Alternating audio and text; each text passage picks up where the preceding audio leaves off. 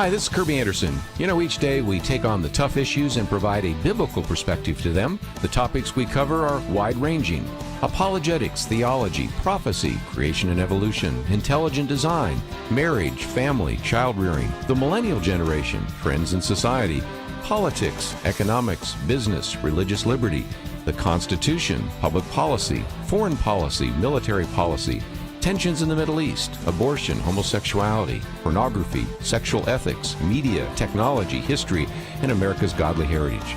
We talk about anything that affects your faith, your family, or your freedom. So don't go anywhere, because Point of View starts right now.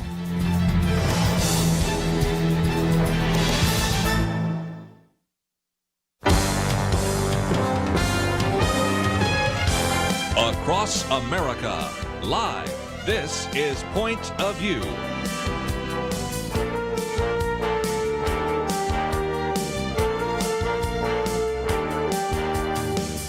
And now, Kerby Anderson. Thank you for joining me. It is the Wednesday edition of Point of View, and we are so thrilled that you can be with us today.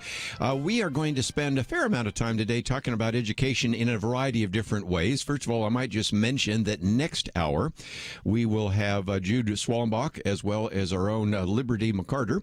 She has written this very good booklet on homeschooling, and also has a very good article that appeared a number of months ago in Outlook. And so we'll be talking about learning pods and some of those issues, and also even some of the threats to homeschooling. So if you're a homeschooler or you've been thinking about it, that is certainly the case. And the other side of that is, as you will see this hour, we'll spend a little bit of time talking about how the teachers' unions are just preventing the public schools from once again bringing the students into the classroom.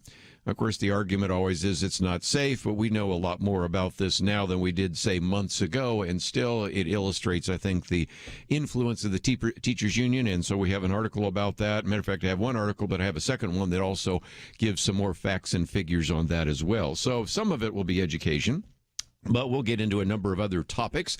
Might just mention on the third hour, the 2 o'clock hour, we're going to have Jonathan Haber with us. Critical Thinking is his book, and we'll just devote some time making sure that we're using good logic and argumentation and using critical thinking to evaluate everything. And we're even going to have him, after we look at the history of critical thinking and look at some of the logical fallacies, try to apply some of that to some things in the news. So I think it'd be kind of interesting, and so we'll see where that takes us. But I thought I'd start out with, I guess my comment of the day is, well, that didn't take long.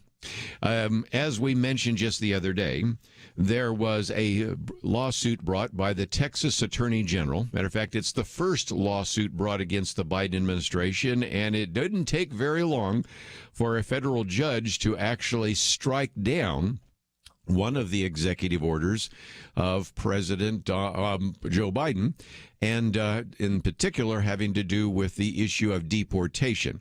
Now, the bottom line is Judge Drew Tipton actually just had kind of a 100-day moratorium, moratorium on the 100-day moratorium, so it's kind of hard to get that. But anyway, struck down the moratorium. I guess, how do you explain this? You know, they had a moratorium.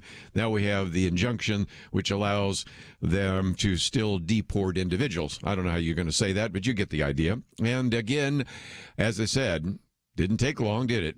And it also comes back to a question I received just the other day where somebody said, well, what are we going to do with some of these executive orders that we are concerned about? And I said, well, let's just look at the first one filed by the Attorney General Ken Paxton and see where that takes us, because in some respects, all the other arguments of a constitutional convention or, you know, even impeachment or recall, I mean, none of that's going to happen. So let's recognize that the best action item is to work into the courts. Now, to be fair, I've said this before and I'll say it again. It does seem a little unfair that the President of the United States can enact a piece of legislation or an executive order and one federal judge can strike it down.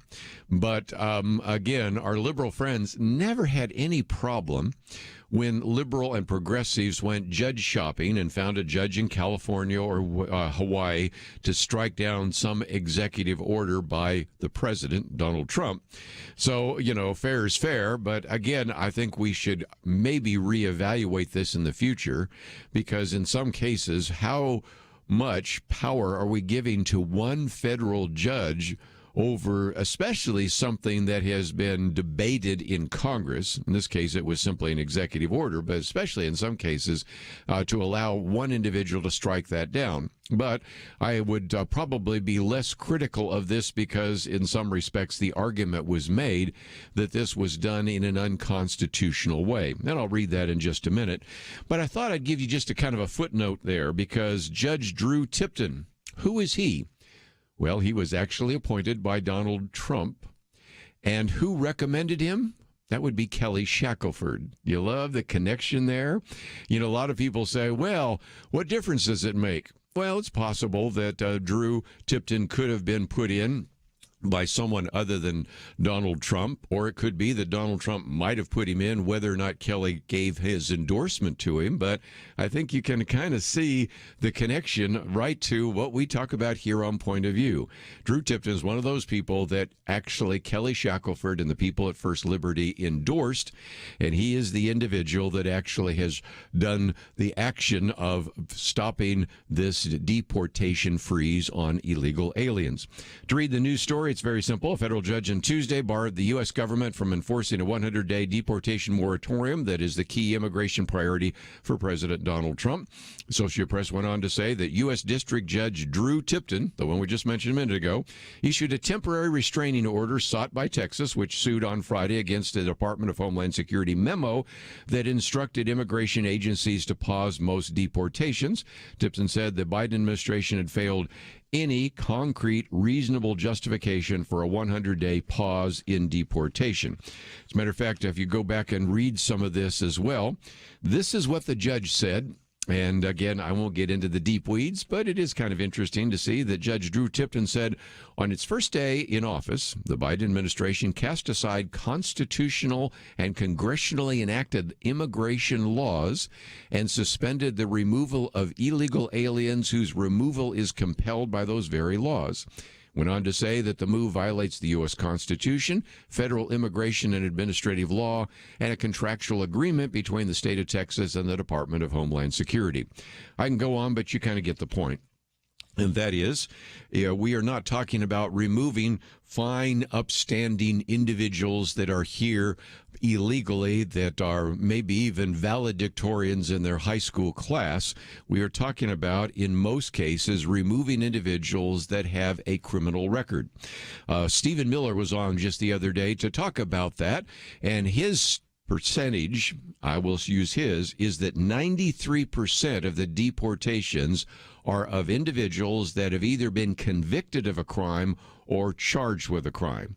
Now, I recognize that sometimes you say, well, just because they're charged, that you're presumed innocent till proven guilty. I agree with that, so maybe that gets the percentage down to 80%. But in most cases, you're charged with a crime because, indeed, there is very good, compelling evidence that that is the case. So we are not talking about removing wonderful individuals that have actually done a great deal to advance the cause of liberty and freedom and economic justice in America. We're talking about individuals, if left out on the streets, would harm you and your family. And the argument that was coming down in some of these memos is, if you have some of these people incarcerated, you release them into the general public and the general population. And you can imagine what would happen if that is the case. So nevertheless, some people said, well, what can we do? Well, I don't know. Maybe think about who you elect as president.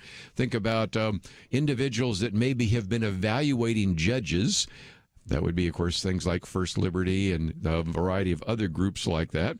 And then support individuals that recognize that this was, I think, an unconstitutional act by the incoming president and one that needed to be addressed. And so, if nothing else, the argument from Ken Paxton was the president's move was unlawful and perilous. And the argument from the judge is that the move violates the Constitution, federal immigration and administrative law, and a contractual agreement between Texas and the Department of Homeland Security. That one didn't take long. Let's get into some other issues right after these important messages.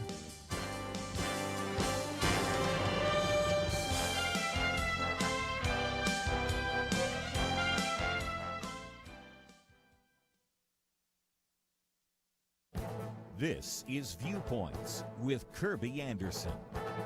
Americans in general, and even evangelicals in particular, seem confused about important details of their faith. A study by Lifeway Research found that Americans don't know much about theology, and many evangelicals seem confused as well. Tyler O'Neill wrote about the 12 lies American evangelicals believe. Here are just a few of them.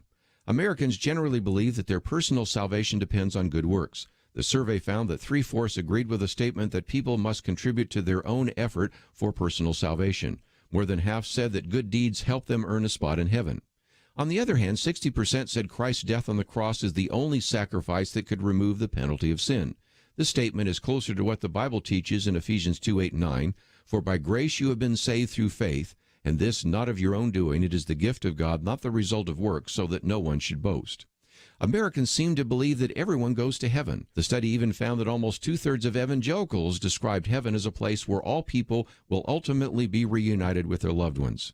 Just over half of Americans agreed with the biblical view that only those who trust in Jesus Christ alone receive eternal salvation. Americans also believe that salvation can come through many means. Nearly 2/3 said that God accepts worship of all religions. Nearly half of evangelicals agreed that God accepts all kinds of worship, and this survey correlates with a survey done by Probe Ministries with Bronner Research of born-again millennials. Americans in general, and evangelicals in particular, accept a pluralistic view of salvation. You know, these surveys remind us that churches need to focus even more attention on teaching sound doctrine.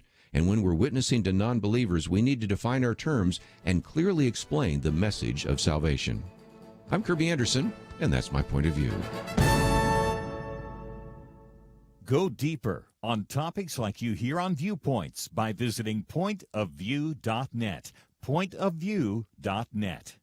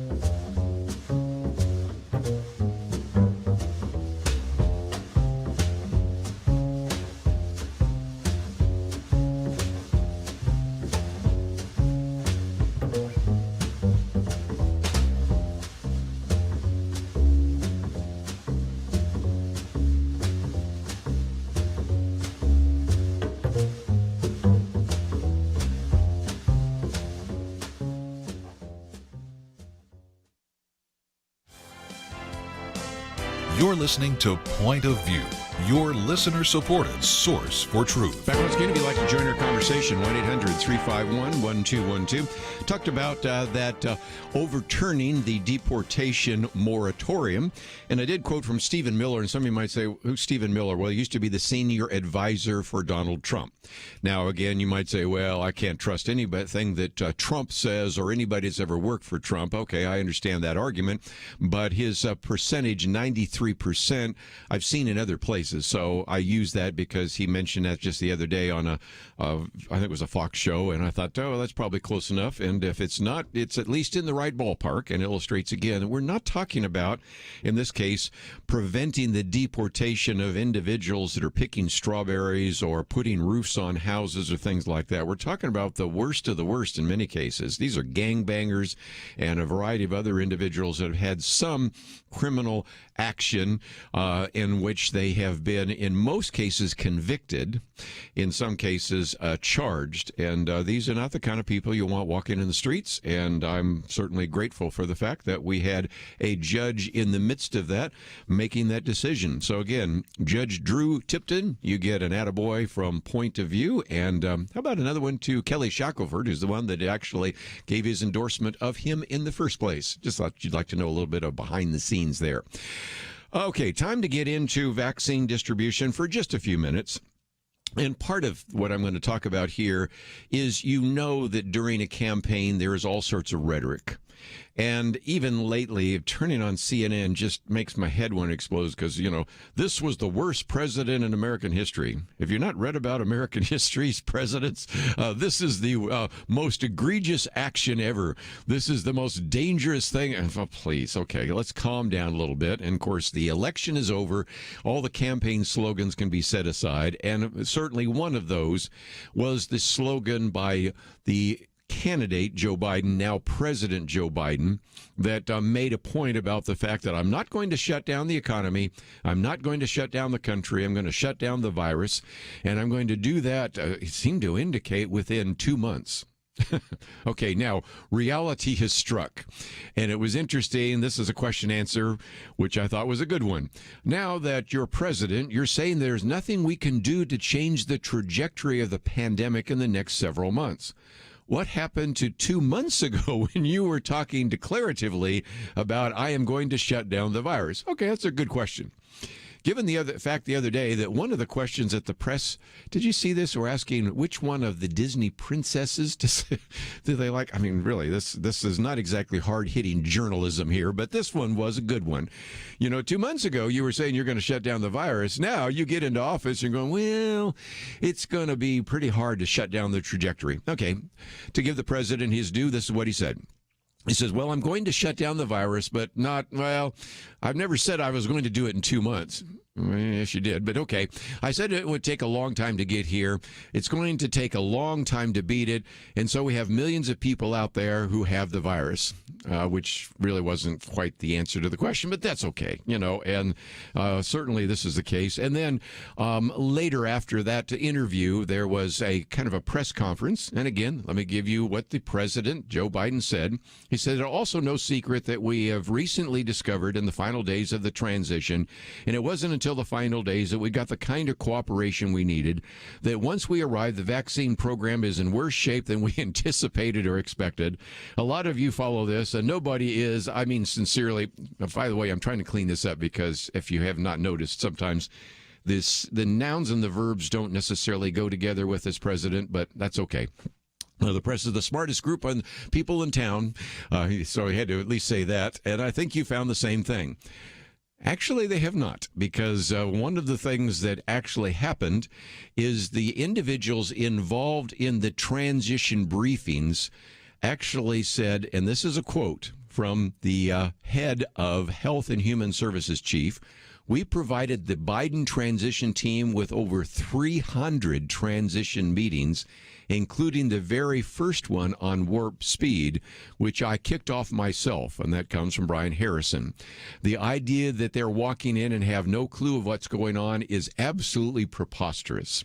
Of course, you've also heard them say that we've done a very dismal job of getting vaccines into the arms of individuals because we want to have 100 million Americans vaccinated over the next 100 days. So that's 1 million a day, right? Okay, if my math is right. And I showed you on Friday by looking it up, and I took the time to look it up, 939,000 vaccines average were going out every day. So to go from 939,000 to 1 million is about 60,000. So how can you say that what was happening, which is only 60,000 vaccines less than what you want to do, is dismal? And I think you can kind of see the problem with that as well.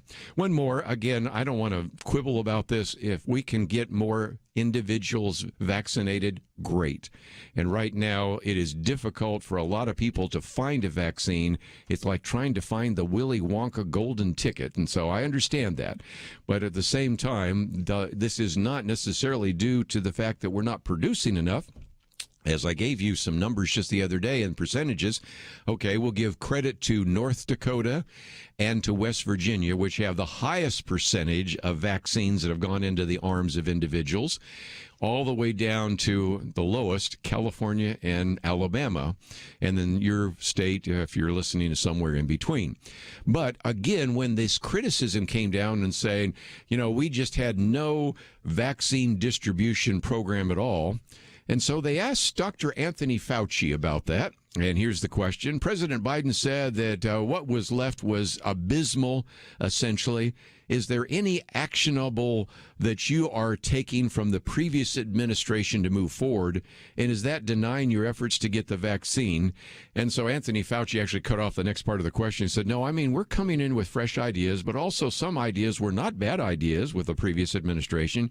You can't say it was absolutely not usable at all, so we're continuing. So we're going to see a real ramping up of it. A little bit hard to exegete there, but I think basically what he was trying to say is very simple.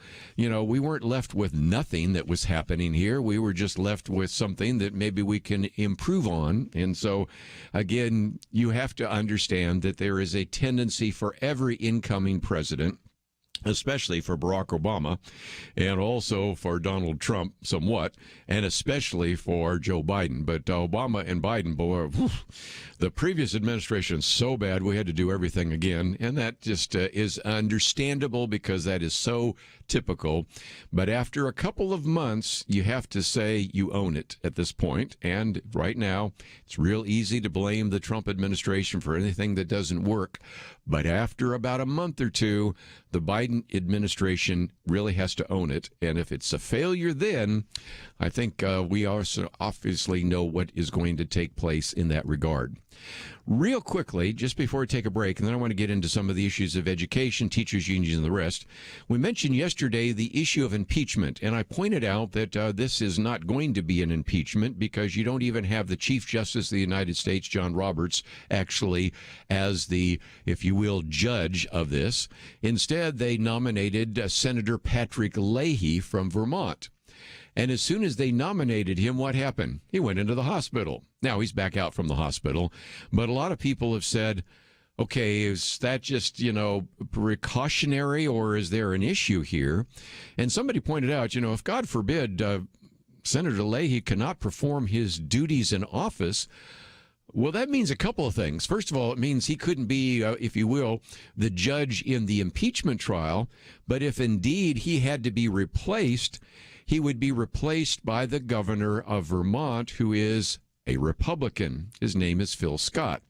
Now, the state law allows you to have a special election not more than 6 months after the vacancy, but in the interim, who do you appoint? Well, you can certainly pick from a list of potential replacements from the senator's party. That is where the law in Vermont requires that allows, I should say, that you can request a list. But it's quite possible that the Republican governor, Phil Scott, might just say, I'm going to put a Republican in. And all of a sudden, that 50-50 split in the Senate becomes 51-49. So anyway, just a little bit of behind-the-scenes things. Don't think any of that's going to happen, but it just illustrates again how each day there is some new wrinkle, and I doubt anybody will hear that on any of the mainstream press. Maybe you think it's not all that important, but I just thought I'd share it with you that could change the whole dynamic, especially when back in 2001, we had a senator from Vermont, Senator Jeffords, who actually said, I don't think I'm a Republican, I'm an independent. And so that 50-50 split went the other way for the Democrats. This time, a Vermont senator could go the other direction, and it would be a 50-50 split that goes towards the Republicans. Theoretically. Not sure any of that would happen, but it's just kind of interesting. And if you're kind of a student of history, I thought I'd pass it on. Let's talk about these teachers' unions and schools right after this. Having civil conversations about important issues seems to be harder and harder. Various media outlets tell people what they should believe, why they should be outraged, and getting people to actually think, well, it can be difficult. Whether it's the gospel, tax issues, social policy, or just about anything else, you need to have solid information and clear thinking to address the hard issues. You need God's truth applied. And that's what you get in less than 2 minutes with Point of View's Viewpoints Commentary, a daily resource to help you be informed and think through the things we need to be talking about. It is free and will arrive in your inbox each day when you visit pointofview.net/signup. Sometimes we know we should say something, but we're silent because we're not quite sure what to say. Viewpoints Commentary can help you break the silence and change the narrative. It can make you a more equipped agent for truth. Get your free subscription to the Viewpoints Commentary at pointofview.net/signup.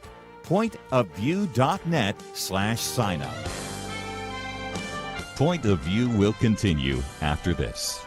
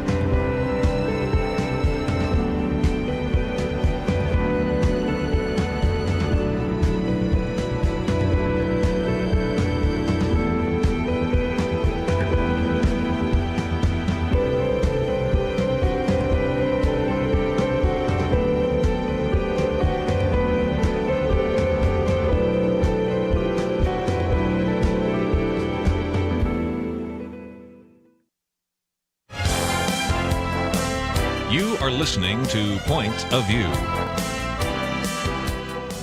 The opinions expressed on Point of View do not necessarily reflect the views of the management or staff of this station. And now, here again, is Kerby Anderson. Back once again, if you'd like to join the conversation, 1-800-351-1212. Going to be talking about education here for just a little bit, and we will probably come back to it on Friday. I even sent some of these articles to Penna Dexter and Dr. Merrill Matthews, just kind of thinking ahead about this whole issue of education. And first of all, we'll look at public education, and in particular, the second article we've posted is one that actually came from the editors of National Review. The title of it is The Teachers Union's Ransom Demands. And what they're pointing out here is that we have seen a lot of students being able to go back to the classroom. But the editors say parents and community groups in some of the big Democrat-run cities, like New York, Chicago, San Francisco, would very much like to reopen the public schools, but parents and community groups are actually finding out that that isn't happening because of the teachers' unions. And so they give you a couple of examples. They said in Chicago, the teachers' union voted to reject the city's reopening schedule, demanding that its members continue to work remotely until all of the city's educators have been vaccinated. Okay, think that one through for just a minute, which, as they said, might well mean that students would still be out of the classroom until the spring semester of 2022. That's more than a year from now. You can see some of the dangers that. District leaders have described the union's position of militant noncompliance as an illegal strike, which is what it amounts to, they say, and how it should be treated. So then they go on and talk about some others, because they say the story is playing out much the same way in other cities. San Francisco had planned to begin reopening the schools on Monday, but the teachers union blocked the effort. New York has been in a state of educational chaos with a back and forth between its mayor and its union bosses. The union rejected the reopening plan in Baltimore, but Baltimore plans to proceed without the union's blessing, citing the dire academic performance of its students in remote learning, with more than half of the students failing a class during the disruption. By the way, since we're broadcasting right here in the state of Texas, I was watching our local news last night and just looking at the number of individuals. I think the one I was looking at last night was Tarrant County, of those where at least every student has at least well, not every student, almost every student's probably a little failed at least one core class. Now, it doesn't mean they failed all the classes, but it just, I think, illustrates again what's going on. And a little bit later, when we'll be talking with Liberty McArtor and Jude Schwalbach, one of the articles we were kind of looking at here is the reason they want to bring the students back to classrooms in Las Vegas, just because of the number of student suicides and things of that nature. So I wanted to move on from this article, which you can read in its entirety, to one I did not post, but we will probably use on Friday when we have Penna Dexter and Merrill Matthews with us, because look at this story, and it's even more intriguing to me as well. Because what we're talking about in this case is New Jersey, Montclair, New Jersey, where the superintendent announced with deep regret that the schools, which have been closed now for 319 days and counting, wouldn't even be reopening on a hybrid basis, which would be half in, half remote, because the negotiations with the Montclair Education Association broke down, and talked about how unsettling the news is. He says, for example, that the union seeks plexiglass barriers, millions of dollars in ventilation upgrades, and for teachers to be vaccinated. And in case you don't live in New Jersey, and imagine almost all of the listeners don't live in New Jersey, New Jersey, unlike, say, New York, has not prioritized teachers to get the vaccine. So there's your problem. I mean, they're further down the list, and they're still waiting for that golden ticket as well. So you can see that this is a problem. And that's been kind of the argument being used right now. Just the other day, you had the chief of staff, I guess it was the actual assistant to Joe Biden, making the case, well, it's not that the unions are bad, it's just that they want more ventilation and a variety of other things. Okay, this piece by Matt Welch reminds us that if you look at the infection rates, they are microscopic. And here are the numbers that come from Emily Oster's database. This is one that has been kind of the gold standard, if you will, the foundation for this. And so when you look at, for example, let's look at infection rates at elementary schools in particular. It's 0.2% for teachers, 0.1% for students, according to that database, which has, by the way, more than 5,000 entries in it from K through 12. So that's the first part of it. So you look at it there. If you say, well, maybe that's not a significant sample size, how about one of 360,000 tests? Would that one count? I hope it would. Well, that comes, interestingly enough, from New York City, because New York City has done random school testing. And what they have found there is their positive rate is 0.5% for the 360,000 tests that have been actually implemented since October. Are you getting a trend here? And I think it's pretty easy. And they also have said that if you really take that, it's probably high because they're looking at a number that were in the older age groups. But if you look at the others, you see that really there's been kind of a consistent overall community positivity rate of 0.1%. 1%. Well, you can see where we go with this. I mean, we can go on and on and on. And so, again, the argument up until now has been from this that indeed we have to be protecting the teachers and the students. And yet, again, I recognize campaign rhetoric is full of hyperbole, but you do remember that if you go back to December 8th, this is where Joe Biden, then the president-elect, was pledging to have the K through 12 schools reopen in the first 100 days in office. But many people who were looking at that with some encouragement weren't paying attention to the fine print, because he said, if you look at it, it should be a national priority to get our kids back into school if, and here's the if, Congress provides the funding. We need to protect students, educators, and staff. As states and cities put strong public health measures in place that we all follow, then my team will work to see that the majority of our schools can open by the end of the first 100 days. And so, again, you know how the game gets played, but nevertheless, there's been, I make this statement. No, I didn't say that statement. No, you go back and read the fine print, and that's what we're going to have to be dealing with, I suspect, for quite a long time as we work our way through the fact that all of these grandiose statements being made in a campaign, as they are in almost any presidential campaign, are now coming face to face with reality. And the reality is that they're just not going to open those schools. And that has been a real disappointment. And I think it's a failure to the students of America. Just before we take a break, one of the other pieces I thought I might quote from is Rich Lowry. He calls it free speech for me, but not for thee. He said, the American media have long been stalwart defenders of the First Amendment, and now they're having second thoughts. Freedom of press was one of the glories of our system. And you think about media organizations that fought to vindicate First Amendment rights. And he gives an example of, for example, the New York Times versus Sullivan and the Pentagon Papers case and all the others where they fought to make sure that there was a free press, there was free speech. And he says a little bit later, now these journalists have become the thing they profess to hate.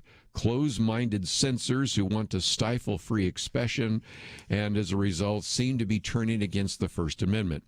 And so he gives you some examples, some of which I've used before. Brian Stelter and Oliver Darcy, they're actually having individuals saying, maybe it's about time for some of these cable companies to stop carrying Newsmax TV, One America News Network.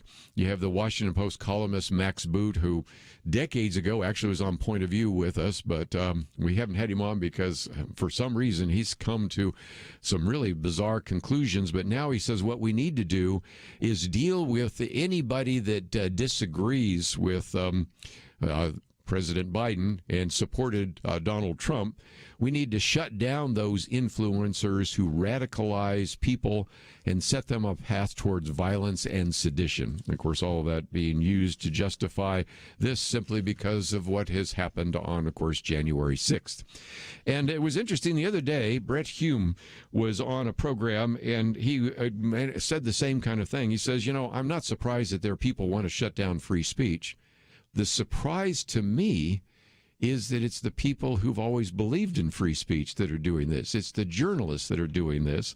And of course, I've said before, I've known Britt Hume for almost 50 years. Turns out when I was vice president of the student body, he was actually working at that time with Jack Anderson, and they needed somebody to introduce him. And I'd done an introduction of Josh McDowell back in the fall. So in the spring, that's like 47 years ago, I introduced Britt Hume and then stayed up on the stage to help organize some of that. But I agree with Britt Hume. You know, the people we most expect to support the First Amendment, now they want to censor.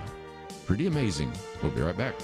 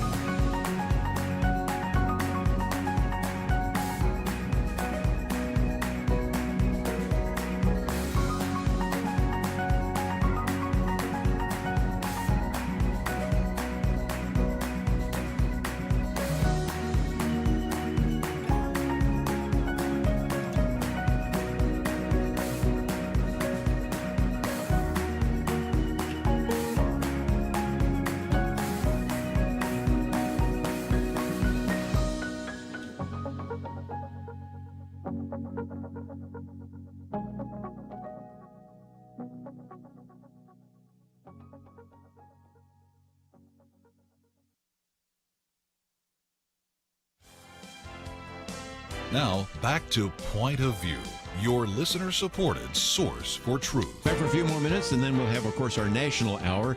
And one of the other articles that I've posted, I might just mention we have one that I won't get to, the tech supremacy. Silicon Valley can no longer conceal its power. No surprise there. Very good. And some of the other articles that we can certainly point you to.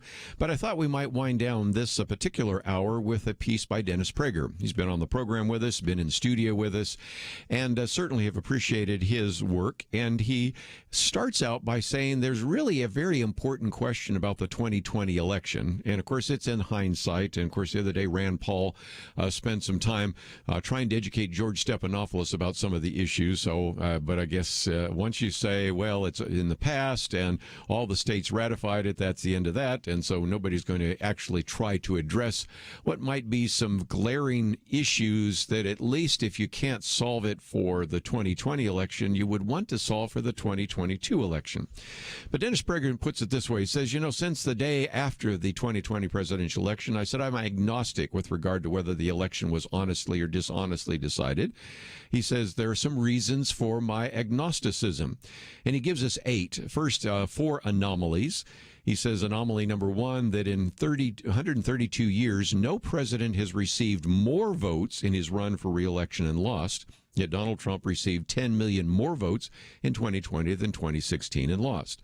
Number 2, Trump won 18 of the 19 counties both Democrats and Republicans regard as the bellwether counties that virtually go with the outcome of the presidential elections, yet he lost. Number 3, he won 4 bellwether states, Florida, Ohio, Iowa, and North Carolina, yet he lost. And number 4, Republicans held on to all the House seats they were defending and gained another 13 seats, yet Trump lost. So those were kind of 4 anomalies. He then adds a couple of other anomalies. Number 5, the unprecedented efforts were made in some states to change election laws, which I think is a very good action item. In some cases, these were done by the stroke of a pen from a federal judge and violating the state constitution. Number 6, most Democrat states sent out tens of millions of ballots or applications for absentee ballots to people who never requested them. Number 7, voting began in some states 6 weeks before Election Day. Well, that's true. And number 8, people have submitted sworn affidavits at great personal cost and with possible perjury charges that they witnessed ballot tampering on election night.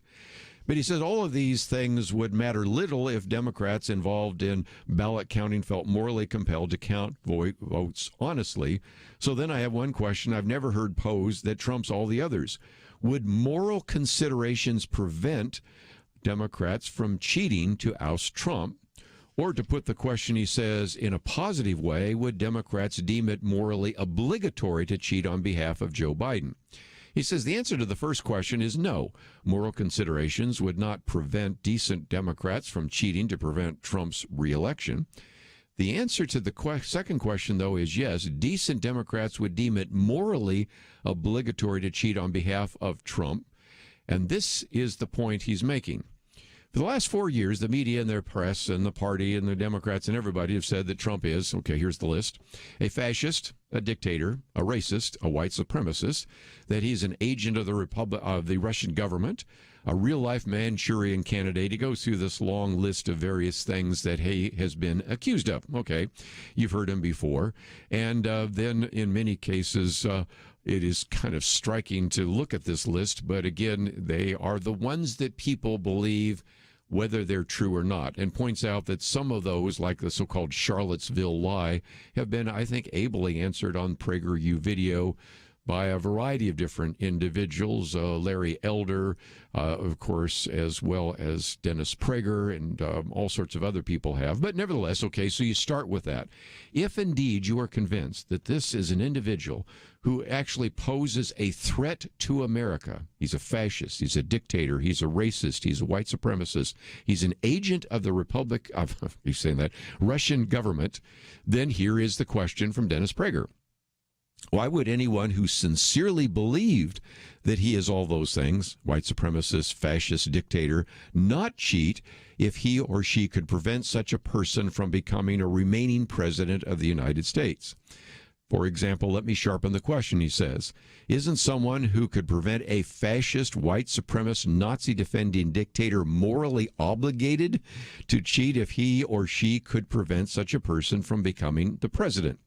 He said, I certainly would. If I were in the position to cheat in order to prevent a fascist from becoming president, why would I not cheat? And he says the most relevant example is the Nazis who won the 1932 election, Germany's last free election until after World War II.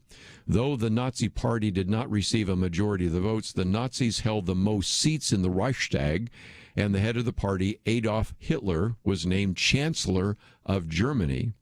And he says, if I were in position to have prevented the Nazis from coming to power by cheating in the vote count, wouldn't I have been morally obligated to do so and therefore done so? He says the answer is obvious. He said, now I repeat, I've never said that Biden did not win the election. And even if there was considerable fraud, that doesn't mean the election result would have been different. But he points out, this is an interesting point, there are consequences to belief. unless Democrats knew they were lying for 4 years when they labeled Trump a fascist, a racist, a Nazi, a dictator, were they not duty-bound to cheat on his behalf? So then when you have circumstantial evidence, not proof, he says, combined with opportunity, desire, motive, and most importantly, no moral argument against cheating and a strong moral argument for cheating, it isn't a lie, and it isn't a crackpot conspiracy theory to wonder about the integrity of America's 2020 presidential election. Well, anyway, it was just an interesting kind of thought experiment, which Dennis Prager likes to use. And, of course, right now, anybody that still questions whether or not we had a free and fair election, anybody that even suggests that there was any voter fraud can get themselves in a great deal of trouble. You can also get yourself banned off of Twitter, sometimes permanently. And that's reason enough to say, well, what about this? Because there are some anomalies. And as I've said before, for anybody to have at least some kind of faith and trust in elections going forward, isn't it worth actually dealing with some of that? Because he gave us 8 anomalies. There's many more than that. But say, well, those anomalies are true, but there are reasons why this election was not fraudulent for these reasons. And we've tried to even articulate some of those. Just because, for example, Donald Trump lost the election and Republicans won each one of these contested elections is possibly explained by maybe the desire to have vote switching and vote splitting and things of that nature. Maybe. But when you don't have any reasonable explanations being put forward other than, well, these various lawsuits were thrown out. Yes, because they were never seriously considered, at least in an evidentiary hearing. That doesn't really seem to answer the question that Americans are asking, and of course are not even allowed to ask now because that's not politically correct to do so. So anyway, I thought you might be interested in the Dennis Prager piece. He raises some really good questions, and I think they're questions that deserve some attention. We come back from the break, though, we're going to spend some time looking at some of the national issues, and then we'll get into what's happening in this homeschool movement. One of those articles is about the attempt to maybe even regulate and deal with some of these learning pods. And the fact is that as more and more parents are saying, it doesn't look like our kids are going to go back to school, maybe I should honestly think about homeschooling. So we're going to talk a little bit about that. And what about the homeschooling option? And what are some of the threats that homeschoolers might face in the future? So we'll get into that. And in the next hour, we'll be talking about critical thinking. And that's going to be a great conversation as well. So I hope you'll stay with us. We will be back right after these important messages.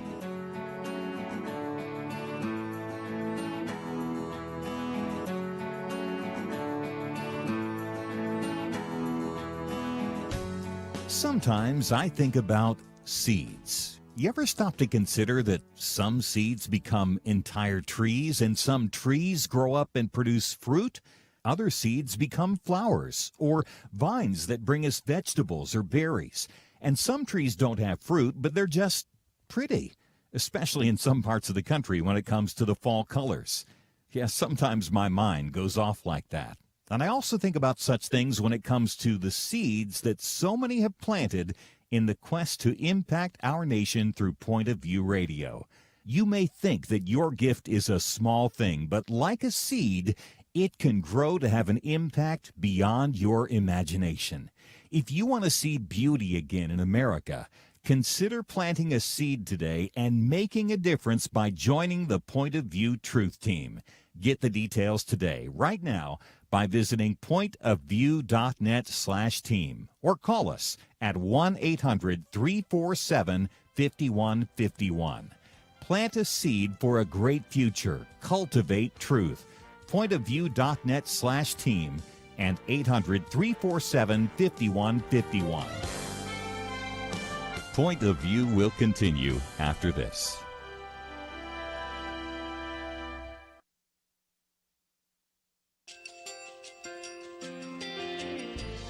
I just want to thank you so much for all the wonderful programming you have. You're just absolutely fantastic. I recently started listening to Point of View, and I really found it interesting because of the different subjects you cover. Thank you for that. I really appreciate everything that you do in keeping us informed. Thank you, Kerby, for everything that you have been doing. I appreciate all the work that you're doing, advocating for the Word of God. Thank you so much. Point of view, I think, is absolutely necessary because it's a Christian perspective, a biblical worldview perspective, and receive very current, up-to-date information about what is really going on, week to week in our culture, which is changing so rapidly, and yet it's morally sliding backwards. Yeah, I'm just, first of all, I thank you guys. Y'all's program is wonderful, and enjoy it every day. I learn so much every time I listen to it. Point of View Radio Talk Show.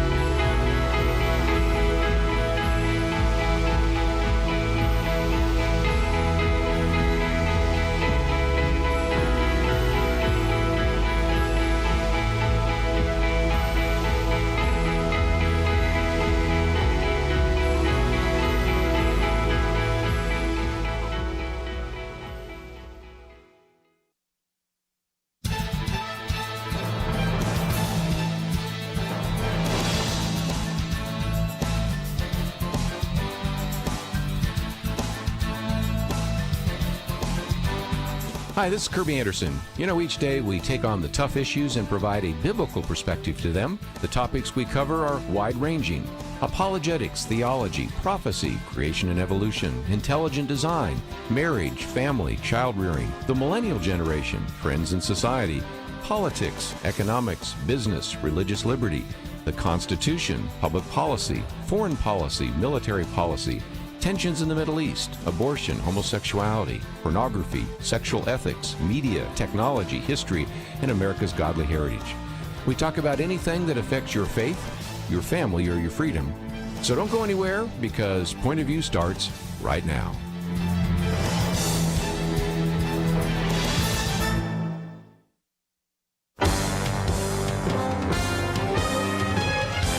Across America, live.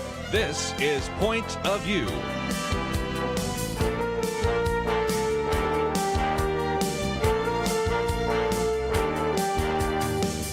And now, Kerby Anderson. Thank you for joining me. It is the Wednesday edition of Point of View, and over the next 2 hours, going to spend a fair amount of time talking about education. We'll be talking, first of all, in just a few minutes about public education, what's happening with the teachers' unions, and why some parents are getting more and more frustrated because their students have been out of school or actually supposedly learning through remote education, which is not working very well for a lot of reasons, which we'll get into. Then we're going to talk about the idea of homeschooling, and that is something that we will talk about at the bottom of the hour, these so-called learning pods. And one of the individuals will be with us is somebody you've heard before, and that's Liberty McArtor. And I'm holding up right now, for those of you watching, her book on a biblical view of homeschooling. Very good. And also, she has written a very good piece that came out a number of months ago in our Outlook magazine on the whole issue of virus and vitriol, recent events raising questions about the future of homeschooling. But we'll be talking about these learning pods, and joining us also will be Jude Schwalbach, and we'll get into some of that. Next hour will be a very wonderful hour, I hope, maybe a great educational hour on critical thinking. Jonathan Haber will be with us, and his book is on critical thinking. We'll look at the history of it. We'll then talk about some of the issues of logic and logical fallacies, and then we're going to try to apply that to some of the issues in the news, because as I've said before here on Point of View, I want you to develop your discernment skills so that whether you hear something, read something, or find information, that you're able to kind of ferret it out and think about it logically. So I think this is going to be a great conversation as well. So that's kind of an overview of the next 2 hours. But before we get any further, I guess I want to start out with the statement. Well, that didn't take very long. You might even remember as recently as yesterday, and certainly back on Friday, there were some people saying, what about some of these executive orders that President Joe Biden have actually signed, some of which seem a little bit draconian, some of them seem unconstitutional, and of course there have been people suggesting that you could have an impeachment or recall. That's not going to happen, or even a Constitution Convention. That's going to happen anytime soon.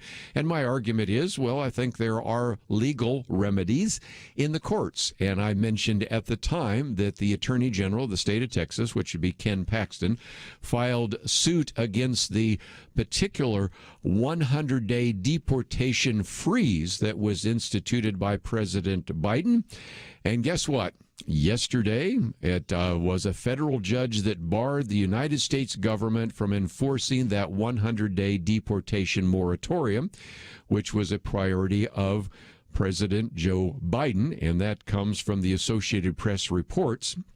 The ruling came from U.S. District Judge Drew Tipton, who issued a temporary restraining order, which was sought by Texas, which sued on Friday against the Department of Homeland Security memo that went out instructing immigration agencies to pause all these deportations.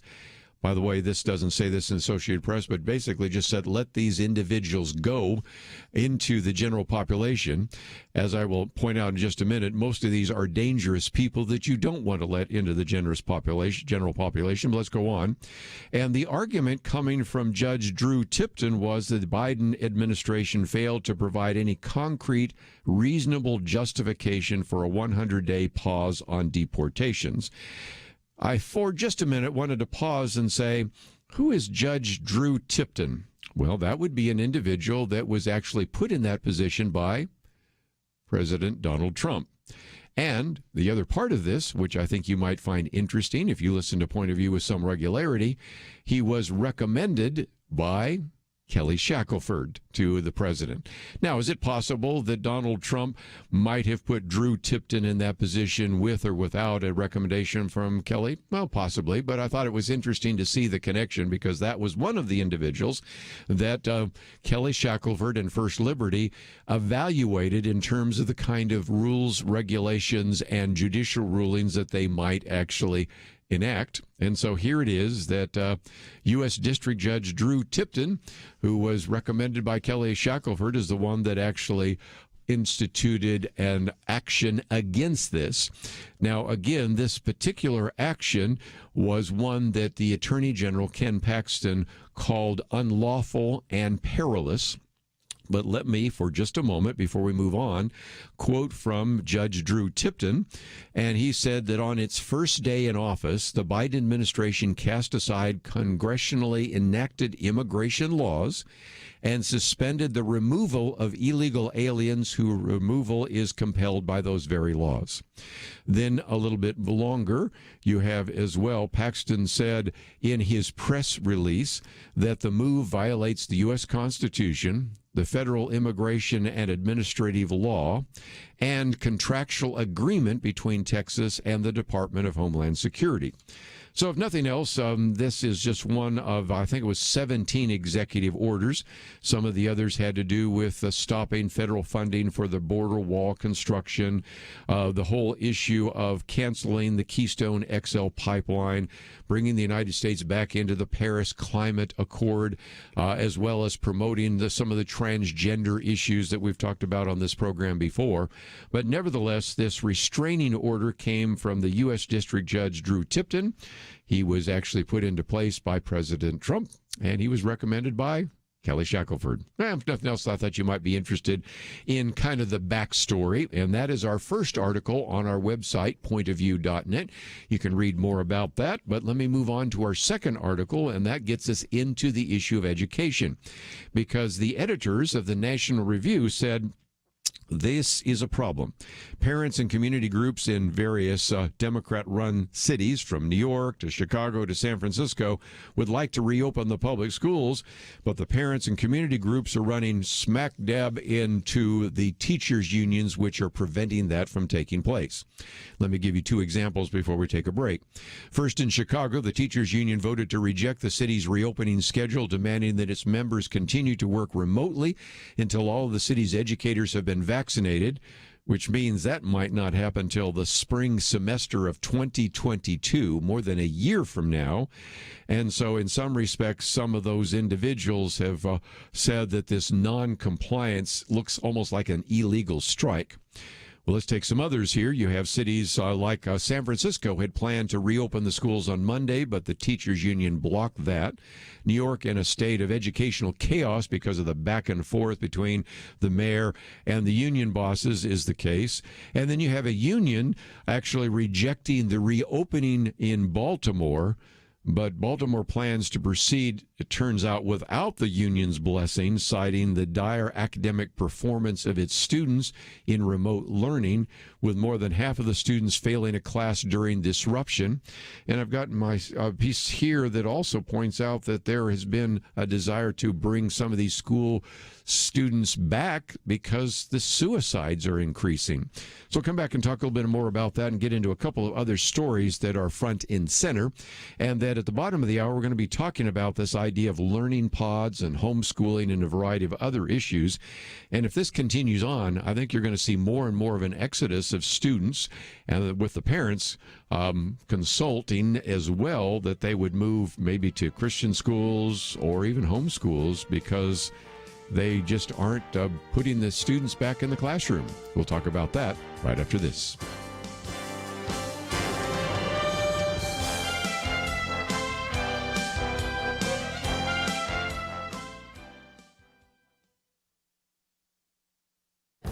This is Viewpoints with Kerby Anderson. Americans in general, and even evangelicals in particular, seem confused about important details of their faith. A study by Lifeway Research found that Americans don't know much about theology, and many evangelicals seem confused as well. Tyler O'Neill wrote about the 12 lies American evangelicals believe. Here are just a few of them. Americans generally believe that their personal salvation depends on good works. The survey found that 3/4 agreed with the statement that people must contribute to their own effort for personal salvation. More than half said that good deeds help them earn a spot in heaven. On the other hand, 60% said Christ's death on the cross is the only sacrifice that could remove the penalty of sin. This statement is closer to what the Bible teaches in Ephesians 2:8-9. For by grace you have been saved through faith, and this not of your own doing. It is the gift of God, not the result of works, so that no one should boast. Americans seem to believe that everyone goes to heaven. The study even found that almost 2/3 of evangelicals described heaven as a place where all people will ultimately be reunited with their loved ones. Just over half of Americans agreed with the biblical view that only those who trust in Jesus Christ alone receive eternal salvation. Americans also believe that salvation can come through many means. Nearly 2/3 said that God accepts worship of all religions. Nearly half of evangelicals agreed that God accepts all kinds of worship. And this survey correlates with a survey done by Probe Ministries with Bronner Research of born-again millennials. Americans in general, and evangelicals in particular, accept a pluralistic view of salvation. You know, these surveys remind us that churches need to focus even more attention on teaching sound doctrine. And when we're witnessing to non-believers, we need to define our terms and clearly explain the message of salvation. I'm Kerby Anderson, and that's my point of view. Go deeper on topics like you hear on Viewpoints by visiting pointofview.net. Pointofview.net.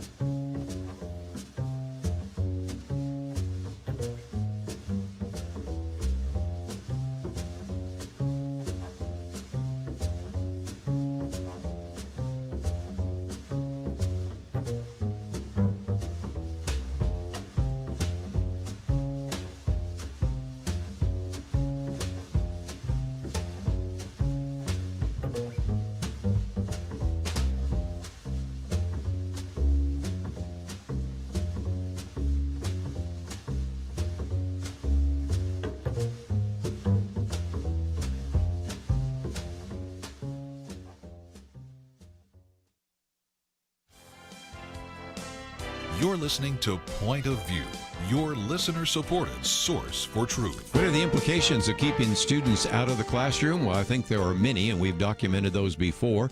But don't take my word for it. This comes from the New York Times. Surge of student suicides pushes Las Vegas schools to reopen. This is from Erica Green. And that is, they point out that the spate of student suicides in and around Las Vegas has pushed the Clark County District, the nation's 5th largest, towards bringing students back as quickly as possible.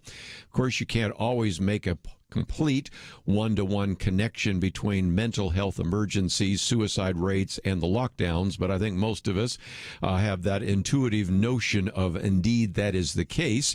And so there has been an incredible push from various parent groups and community groups to get the students back in the classroom, but that is certainly not happening. And yet this is causing some parents to say, well, then I need to come up with some alternatives. And one alternative, of course, is homeschooling. Another alternative is Christian schools or private schools.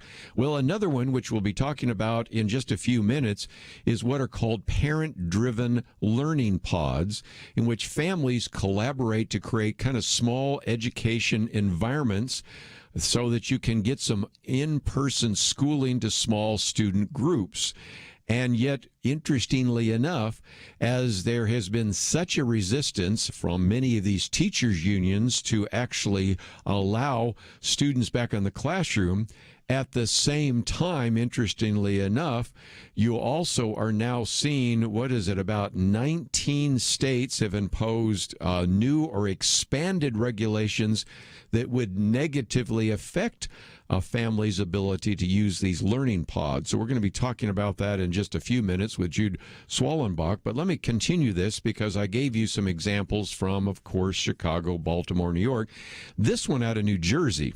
fascinating, because here is where you have the superintendent in Montclair, New Jersey, who announced Friday with deep regret that the schools that have been closed for the past 319 days wouldn't even be reopening on a hybrid basis. What's a hybrid basis? Well, that'd be half in and half remote, because negotiations with the Education Association, the Montclair Education Association, broke down.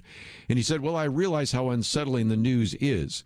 Now, the union is seeking plexiglass barriers, millions of dollars in ventilation upgrades for the students, well, actually, in this case, for the teachers, I should say, to be vaccinated.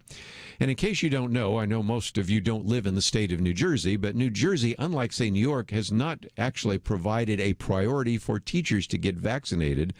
So the length of time it would take before you'd get all the teachers to be vaccinated, since they're not on the priority list, because as we talked about yesterday, trying to get vaccination is like trying to find the golden ticket for Willy Wonka right now. I mean, as so many of you have been trying to get vaccinated, that is the case. And yet, let's go back and look at the infection rates. This article by Matt Welch is one we'll probably post on Friday, because I want to get back to this conversation with Penna Dexter, who will be one of our roundtable guests, of course, and Dr. Merrill Matthews. If you use the database that's used so often, you can see that when you look at kind of the elementary schools, this would be about 5,000 on this database right now.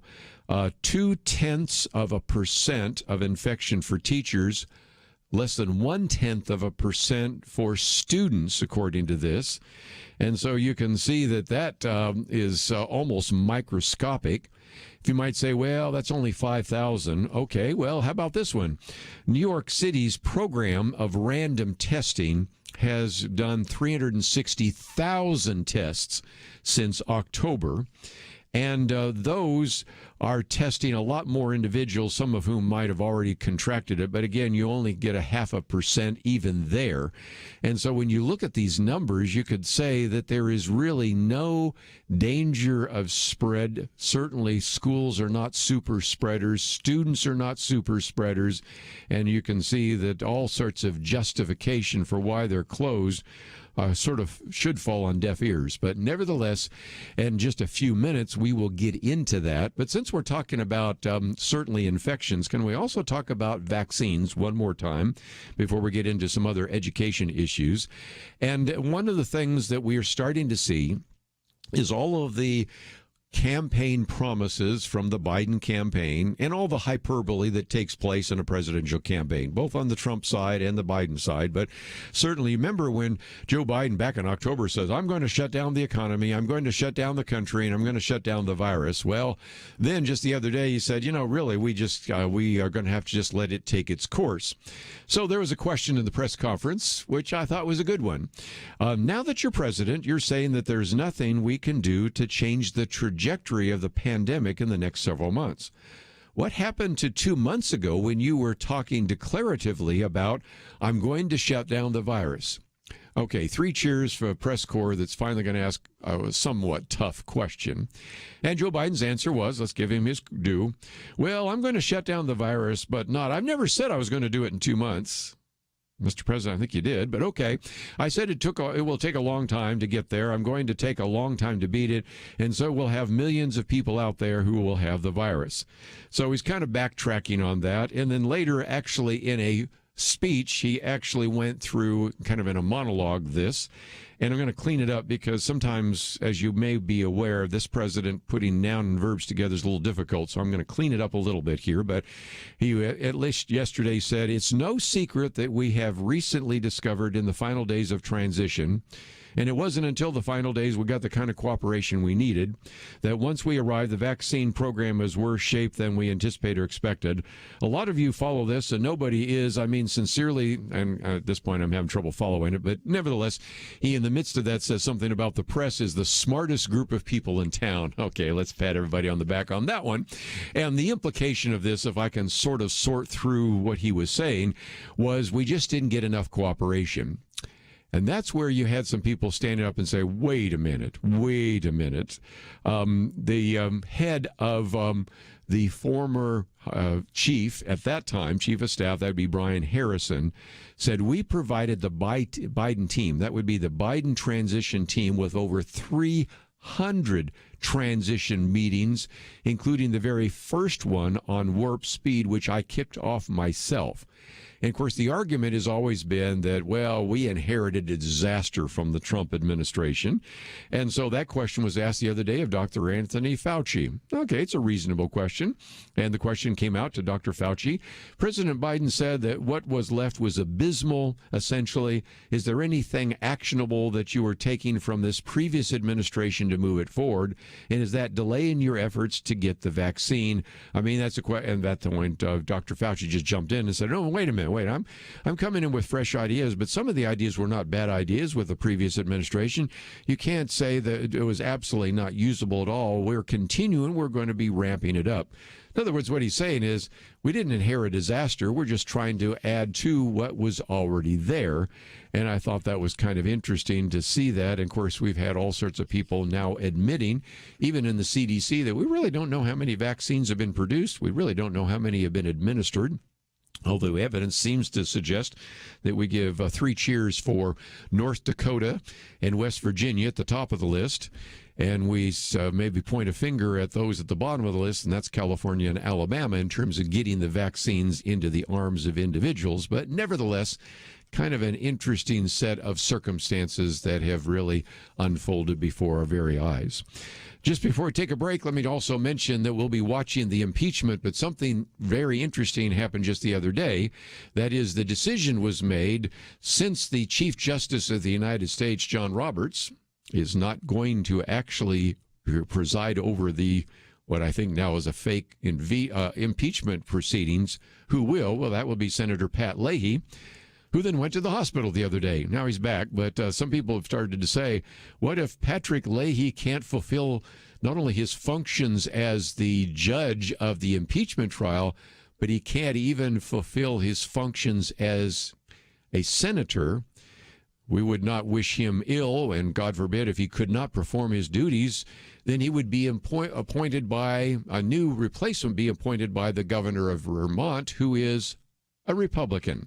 That'd be Phil Scott. Now, he could put another Democrat in there, but maybe just to make things interesting, he could put a Republican in there, and all of a sudden that 50-50 becomes 51-49, changes everything.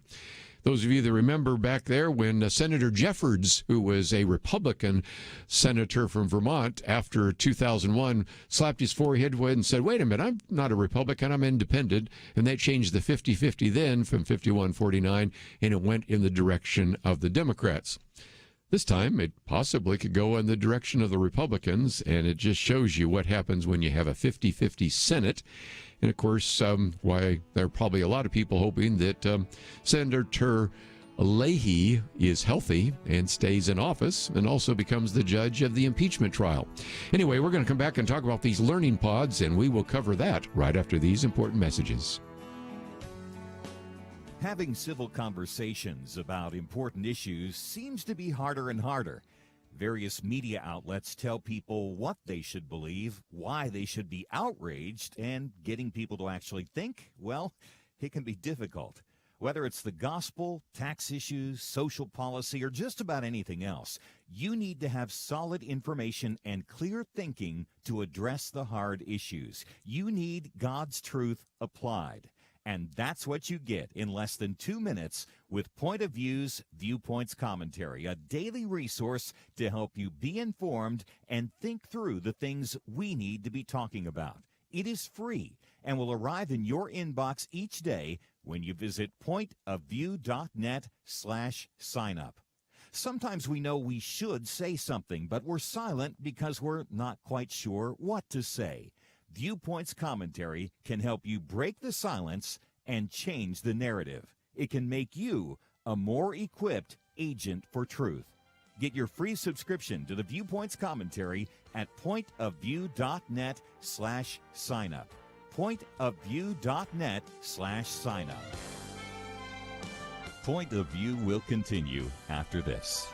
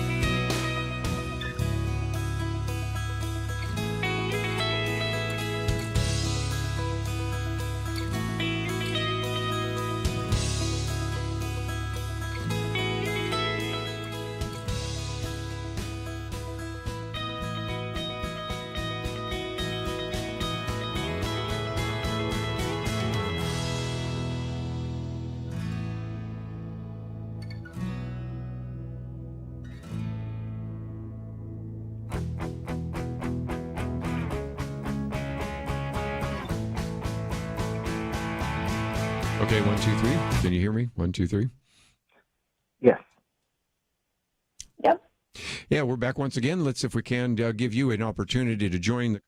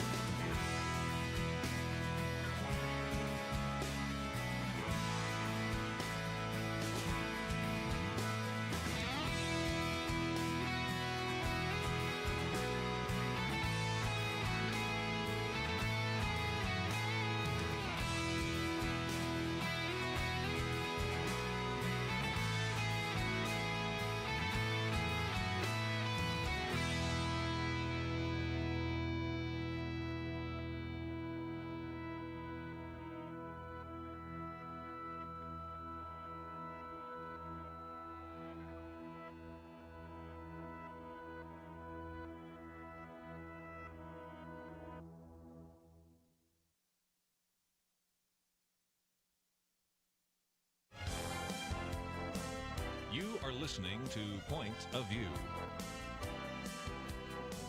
The opinions expressed on Point of View do not necessarily reflect the views of the management or staff of this station. And now, here again is Kerby Anderson. Back once again, if you'd like to join our conversation, 1-800-351-1212. If you've been reading some of the material that we have been making available on the issue of homeschooling and a variety of other topics, you're probably familiar. This is the booklet Liberty McArtor has written on a biblical view on homeschooling, and an individual, by the way, that has been homeschooled and a graduate of Patrick Henry College, as well as an individual that contributes quite often to the stream and also writes quite a number of things for us at Point of View. So, Liberty, thank you for joining us once again here on Point of View.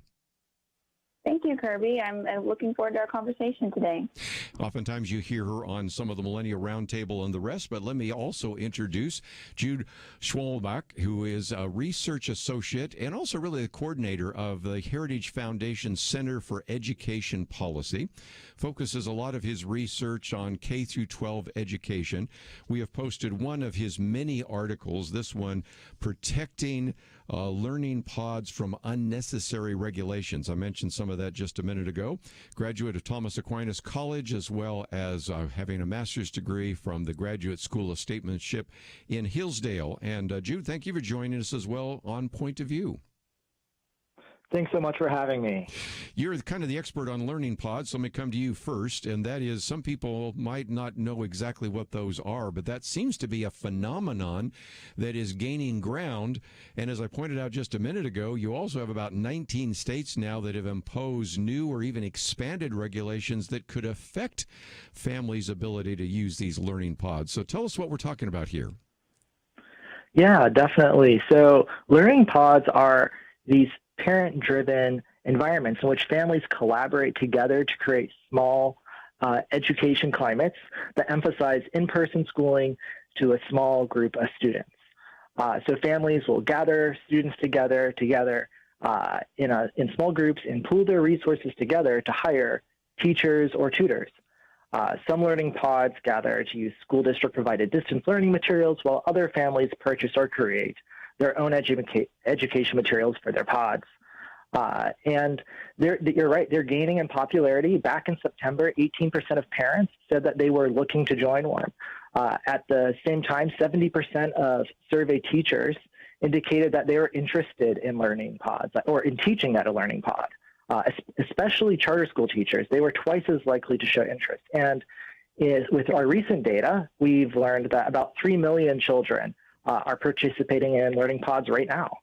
I might just mention, if you want some of those facts and figures, because you may want to know about them, or you may want to post this on your Facebook page or Twitter post, or maybe write a letter to the editor, some of those facts and figures about this. 70% of surveyed teachers showing an interest in this, and especially charter school teachers. That is one of the articles we've posted here on the website, and that will take you back to the Daily Signal and some of those others. Liberty, let me come to you for just a minute, because oftentimes these learning pods are associated with both Christian schools, charter schools, but I am well aware, and having been homeschooled yourself and having been kind of our expert on homeschooling, about 3% of our school children right now are homeschooled. That was before the pandemic, but I'm seeing a lot of parents saying, you know what, if we're not going to get any kind of good, positive education in the public schools, I'm going to take my kids out and maybe put them in the private schools or else homeschool them. What have you found? Yes, I've seen that too. I know last May, when the pandemic was still new compared to where we are now, USA Today reported that 60% of parents were considering at the time pursuing at-home learning options instead of sending their children back to school in the fall. And obviously, we're now approaching another school year, and we have teachers unions that are not wanting to open schools again. So I know that I talked to HSLDA last year as well when I was working on articles in the booklet for Point of View on homeschooling, Homeschool Legal Defense Association, and they were saying they had seen a spike in interest as well of questions from parents who were saying, okay, so how do we navigate this? Because obviously the public school system is very unstable right now. So I would be interested in getting Jude's perspective as well. Do you think there are more families that are becoming more interested in homeschooling as this pandemic lengthens, or homeschooling type options like learning pods and creative things like that? Yeah, no, I think more families are definitely interested. I think families are getting really frustrated with their school administrators and also the teachers' unions. I think the education landscape is very different now than what it was a year ago. For instance, Fairfax County teachers were prioritized for vaccinations, but the union recently stated that teachers would not return for in-person instruction even in this coming fall. They said that they have to wait till all the children are vaccinated before they start any sort of in-person instruction. So I feel like a lot of families are getting frustrated with this. They're looking for other education options. And I think, with so many kids being remote right now, about 53% of students are still completely remote. 19% are in a hybrid model, which means that they're going to school some days of the week, but also having some sort of remote instruction. And a little under 30% are in person. But that's still a lot of kids that are really spending most of their time at home and learning remotely. And I think families are just frustrated by that, and they're not necessarily satisfied with the way school districts have handled the situation. Before you came on, I was pointing out about the student suicides. Of course, the number of individuals in these various communities that are failing one or more core courses. I think both of you are very intelligent individuals, and I think if we put you in a learning environment like that, you'd probably excel. The best of the best, they probably are very motivated, or they have parents that are motivated. But what I'm concerned about is some of the kids at the other end where the parents aren't there, where they're supposed to be paying attention, but they're probably playing video games, or they just barely paying attention. It just doesn't seem to me that this is working well. And at least with a learning pod, you get something that guarantees, I think, that there's going to be very little, if any, kind of spread of COVID-19, and you get some face-to-face kind of action. Right, Jude? Yeah, I think that's spot on. And I think that, I think it's just really remarkable that 6% of students are participating in learning pods right now. And that may not sound like a lot, but again, that's 3 million kids. That's more kids participating in learning pods than were homeschooled back in 2019. And so I think families are really thirsting for this in-person instruction, even if it's in just a small group and very limited, and just maybe with tutors, or maybe not even a full-blown teacher, but just someone to help their kids move along and maybe help them focus a little bit on their classes, or help them log into their education accounts through their district school. Let me also maybe come to you, Liberty, because you know as well as I do that some of the homeschool groups aren't always just schooling them in their home. They get together various coalitions, various groups, and lots of times parents say, look, I can probably teach reading, math, and a few other things, but by the time we get into things like calculus or biology or chemistry, I want to go to some kind of event. And so in some respects, learning pods have been part of something that has existed in the homeschool movement for some time, hasn't it?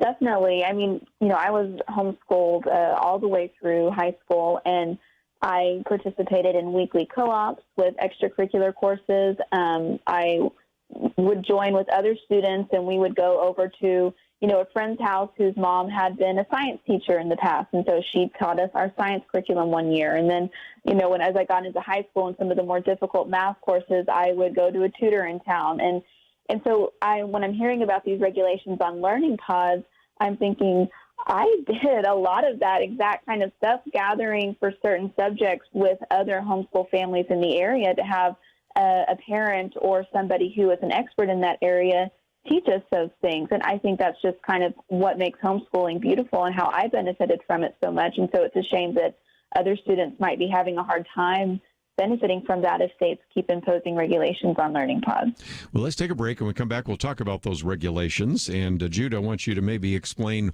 what is being proposed in some of these states, and then what can be done in terms of that, because I know the State Policy Network has recommended some ways in which we can protect those learning pods. And then, of course, we'll take some phone calls as well. Might as well. Phone calls coming in, 1-800-351-1212. And we're talking today about the learning pods, but also I thought I would use that to emphasize some of the research that we have posted in the past because of the writing by Liberty on homeschooling. So if you want some of that information, I certainly encourage you to check that out. If you are already subscribed to our Outlook magazine, you might look at the July issue that Liberty has written, some of these articles, and looks on the whole issue of the future of education. For those of you that are donors, I know that many of you have received her booklet, Biblical View on Homeschooling, which gives you all sorts of great biblical justification for it, but also then recommends other books and resources that would be helpful.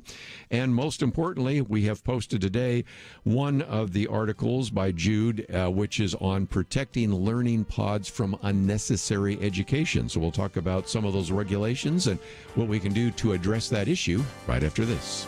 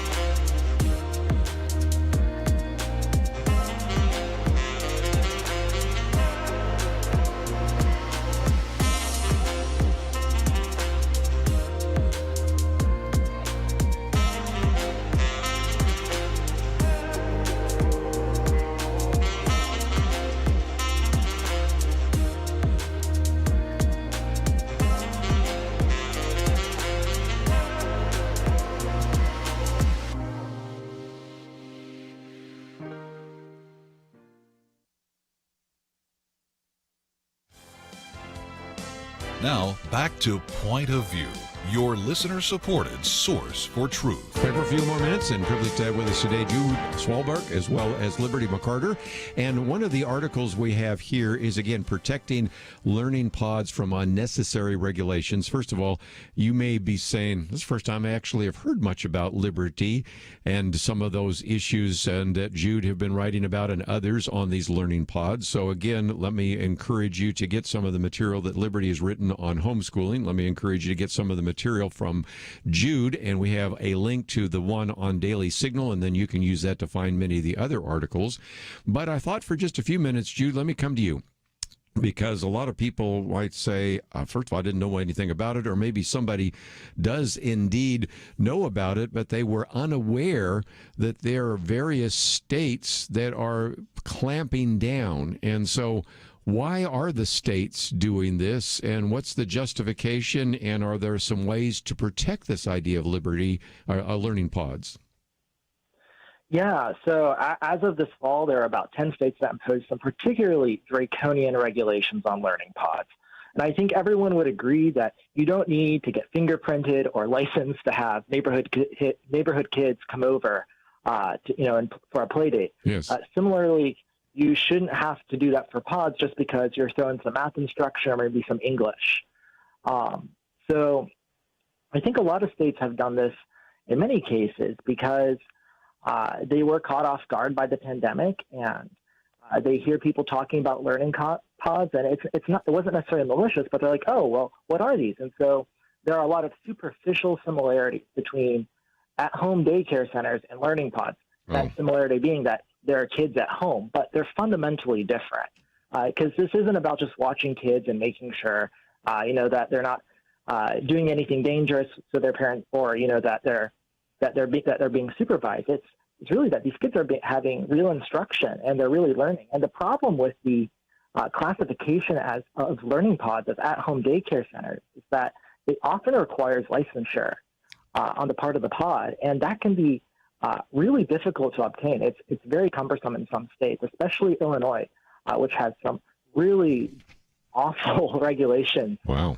So if you're trying to have a learning pod in Illinois, you would have to get licensed, and that would mean that you would have to show proof of medical examinations, have college coursework in early childhood development, an affidavit that participating families do not owe child support, proof of at least 15 hours of pre-service training on specific topics, and that's not even saying everything that you would need to obtain a at-home daycare center licensure. Wow. And so there's no way parents can do that if they're trying to start a pod. There's just no way they can do that. And so I think it's important that we don't want these regulations imposed on learning pods, because the whole purpose of them is to be flexible. This is civil society's answer to the pandemic and all the schools shutting down. Since the state can clearly not deliver education as they've promised for decades, that's been the teachers' union selling points that, we're always going to be there for you. We're always going to be able to provide public education. Online learning is just not working for kids. And so there needs to be an opportunity for families to innovate, and learning pods is that innovation. So I think just really, pushing back on state legislatures or state regulatory agencies when they try to regulate these things, and really watching out for any sort of regulation that classifies learning pods as a daycare center, because and I'm sure Liberty can attest to this, and I'm actually a former homeschooler myself as well, but homeschoolers don't have to participate in these really rigorous regulations, and while there's definitely some differences between homeschooling and learning pods, they're not that different. So I think it's important that learning pods should be operating under similar regulations as anything that homeschoolers are operating under in any state. And again, you give some examples out of Virginia, out of Illinois, out of Florida. We have we broadcast in every one of those states, and you say really there are 10 states that have actually tried to create regulations for learning pods just as a type of daycare. And so, Liberty, this was one of the reasons we wanted to talk about this today, because we felt that, first of all, there are a lot of listeners maybe don't even know about learning pods, but number two, we wanted to alert them to pay attention to what is happening in their state legislature right now.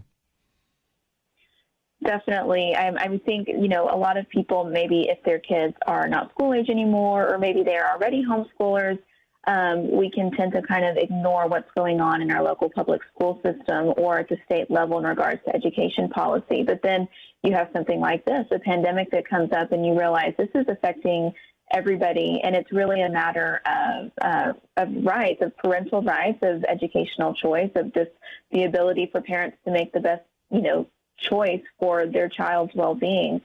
So I know there are definite ways that Jude has reported on.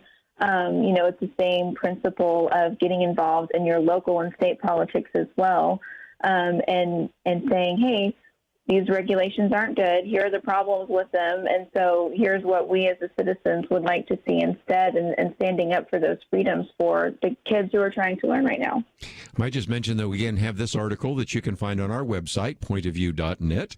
And might just for a minute, Jude, say that we also have a link to heritage.org.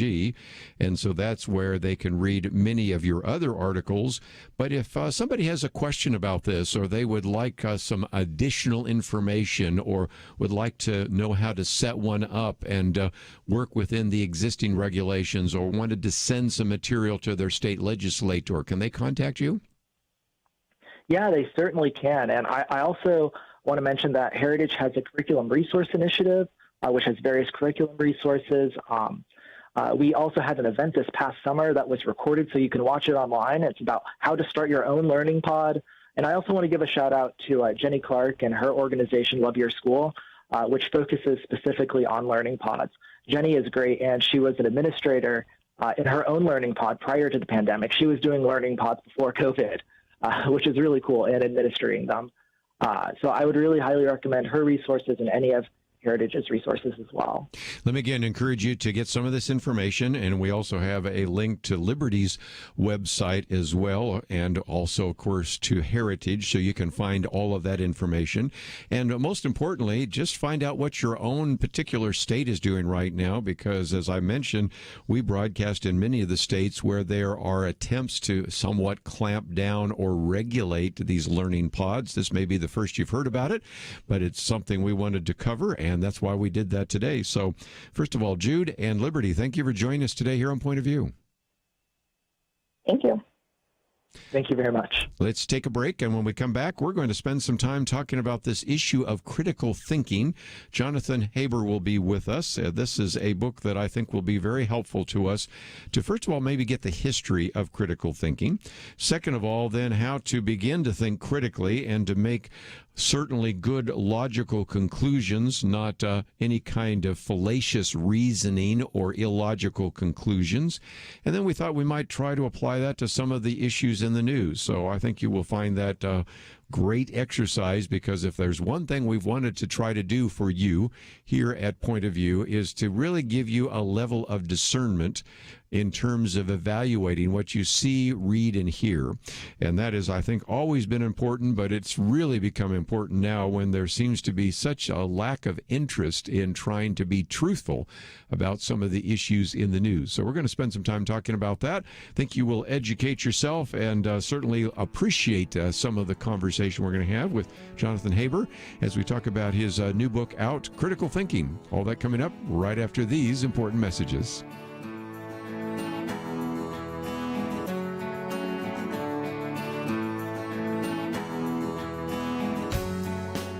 We live in a digital generation.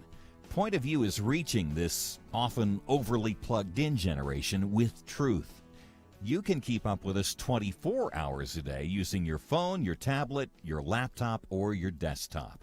Search for the Point of View radio talk show on Facebook, where you can keep up with today's issues, learn about current and upcoming guests by liking us on Facebook. Also, follow us on Twitter. Our handle is @Point of View RTS. That stands for Point of View Radio Talk Show. Learn, interact, Make a difference with Point of View using new media. And here's one way you can make a big difference. Help us increase our reach by spreading the word among your friends. Share a Facebook post. Tag us in a tweet. With enough joining us to plant seeds, we'll see a tremendous harvest. Come on, it only takes a minute. Search for Point of View Radio Talk Show on Facebook, at Point of View RTS on Twitter, and subscribe to the Point of View Radio Talk Show channel on YouTube. Learn, interact, share. The Point of View Radio Talk Show. Point of View will continue after this.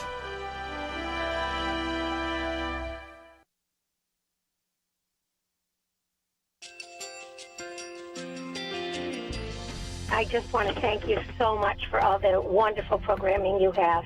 You're just absolutely fantastic. I recently started listening to Point of View, and I really found it interesting because of the different subjects you cover. Thank you for that. I really appreciate everything that you do in keeping us informed. Thank you, Kerby, for everything that you have been doing. I appreciate all the work that you're doing, advocating for the Word of God. Thank you so much. Point of View, I think, is absolutely necessary because it's a Christian perspective, a biblical worldview perspective, and receive very current, up-to-date information about what is really going on, week to week in our culture, which is changing so rapidly, and yet it's morally sliding backwards. Yeah, I'm just, first of all, I thank you guys. Y'all's program is wonderful, and enjoy it every day. I learn so much every time I listen to it. Point of View Radio Talk Show.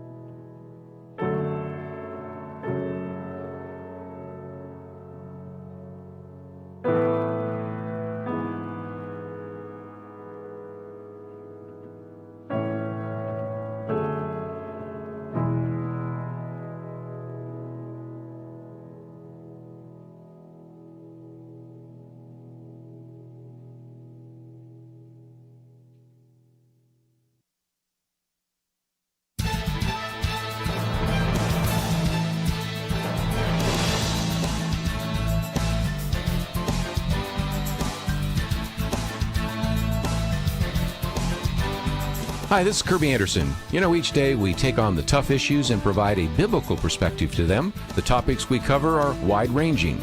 Apologetics, theology, prophecy, creation and evolution, intelligent design, marriage, family, child-rearing, the millennial generation, friends and society, politics, economics, business, religious liberty, the Constitution, public policy, foreign policy, military policy, tensions in the Middle East, abortion, homosexuality, pornography, sexual ethics, media, technology, history, and America's godly heritage.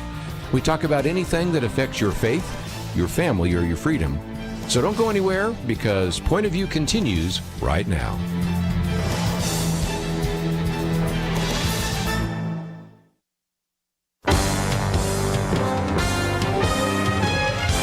Across America, live. This is Point of View.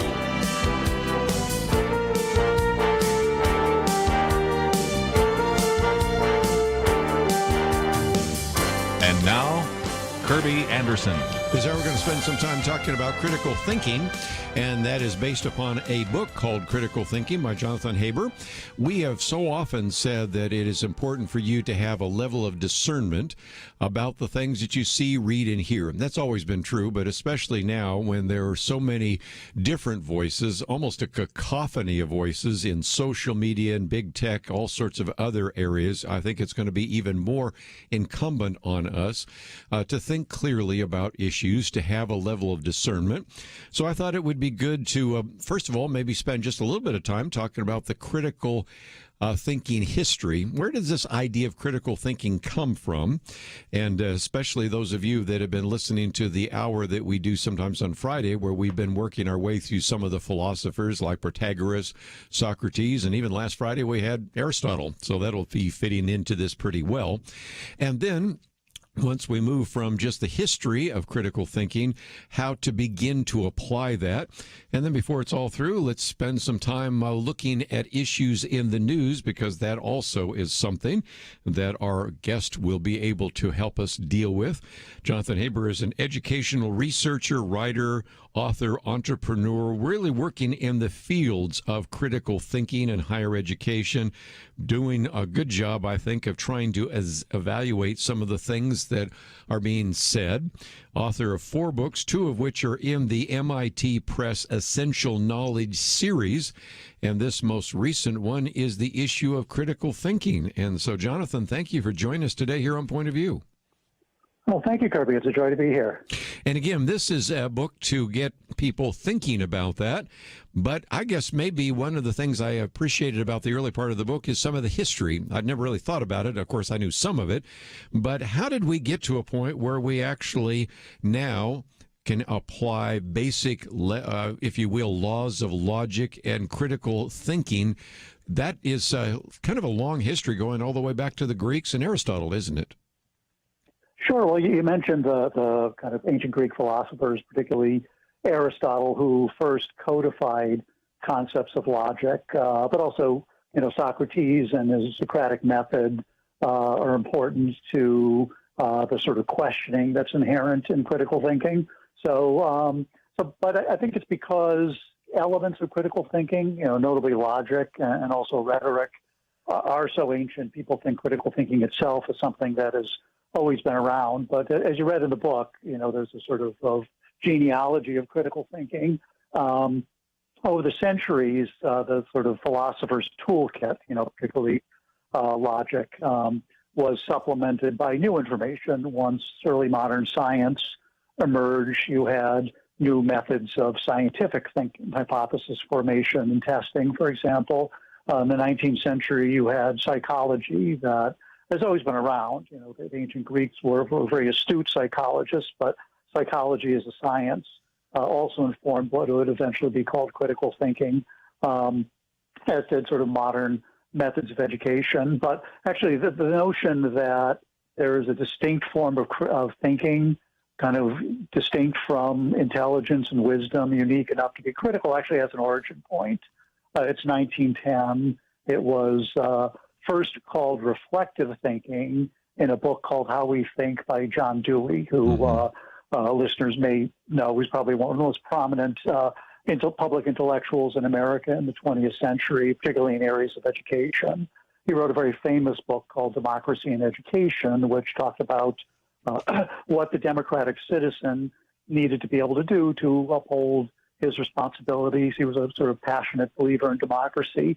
But his earlier book, How We Think, talked about what thinking should look like, and he described a concept of reflective thinking, which was very much modeled on science, and it became the sort of first iteration of something that eventually morphed to critical thinking. So really, over the last century, everyone's been in dialogue with Dewey on this subject. But again, some of that science is very important as well. Some of my degrees are in the science area, and you sort of learn in the science field to certainly propose a hypothesis, then try to find the logical arguments for it, but then you also try to construct a way to falsify it and those kinds of ideas. So as you point out, some of that certainly was developed during the Renaissance, during the scientific revolution and the rest. But maybe I would love to have you respond to what you're starting to see now in this sort of postmodern world that's saying, well, there's really no truth and you really can't come to truth. And really, even this idea of logic and critical thinking, that's kind of, part of the Western tradition, and we want to reject that. But I think I heard you say in passing that really just even to reject that, you have to use kind of logic to reject the idea of logic, don't you? Oh, yeah. Yeah, no, there's people who are arguing in favor of kind of not using the philosopher's toolkit are required to create an argument, meaning, they need premises leading to conclusion, which means they need to convince you logically. But I guess I would say, certainly there's a different flavor to some of the objections to thinking in this way today, but there's always been kind of relativism. There's always been ignorance. I think, had there not been, there would have been no need to codify logic. There'd be no need to create a concept of critical thinking if everybody was already doing this. In a way, it's a sort of very unnatural way of approaching knowledge formation and belief formation. In fact, Dewey was part of a philosophical tradition called pragmatism, which I hope you get to in one of your Friday shows someday. It's the only major school of philosophy that was right. William James was the second great philosopher, pragmatic philosopher. Dewey the third, but actually the creator of that philosophy was a person called Charles Sanders Peirce, who kind of first pointed out that all the natural ways we kind of form knowledge and beliefs, are not necessarily based on truth seeking, right? Often we try to form our beliefs based on what we already believe. We now refer to this as confirmation bias, but a great deal of people kind of know things simply because they've always known them or they comport with what they already know. You can also come to kind of knowledge and belief through authority, right? You just believe what you're told, or you can rebel against authority. That's called tenacity, and you believe the opposite of what you're told. And all three of those have their place, right? I'm a parent, so certainly, authority has played a role as I've educated my own children. But as they've gotten older, I want them to form their own beliefs. And that's what sort of Peirce proposed sort of science as a model, and Dewey simply applied that to all disciplines, that rather than use these unproductive ways of thinking, of simply believing what you're told or rebelling against what you're told or just believing what you've always believed, you instead try to put your beliefs to the test. You use, argumentation, scientific reasoning to try to build your beliefs on a sound, solid foundation, because and they become stronger, and you can convince others of them. Let's take a break, and when we come back, what you talk about is this idea of structured thinking, maybe using that instead of the word logic. But what about the structured thinking and how we can begin to apply that to some of the things we see, read, and hear? We'll be back right after this.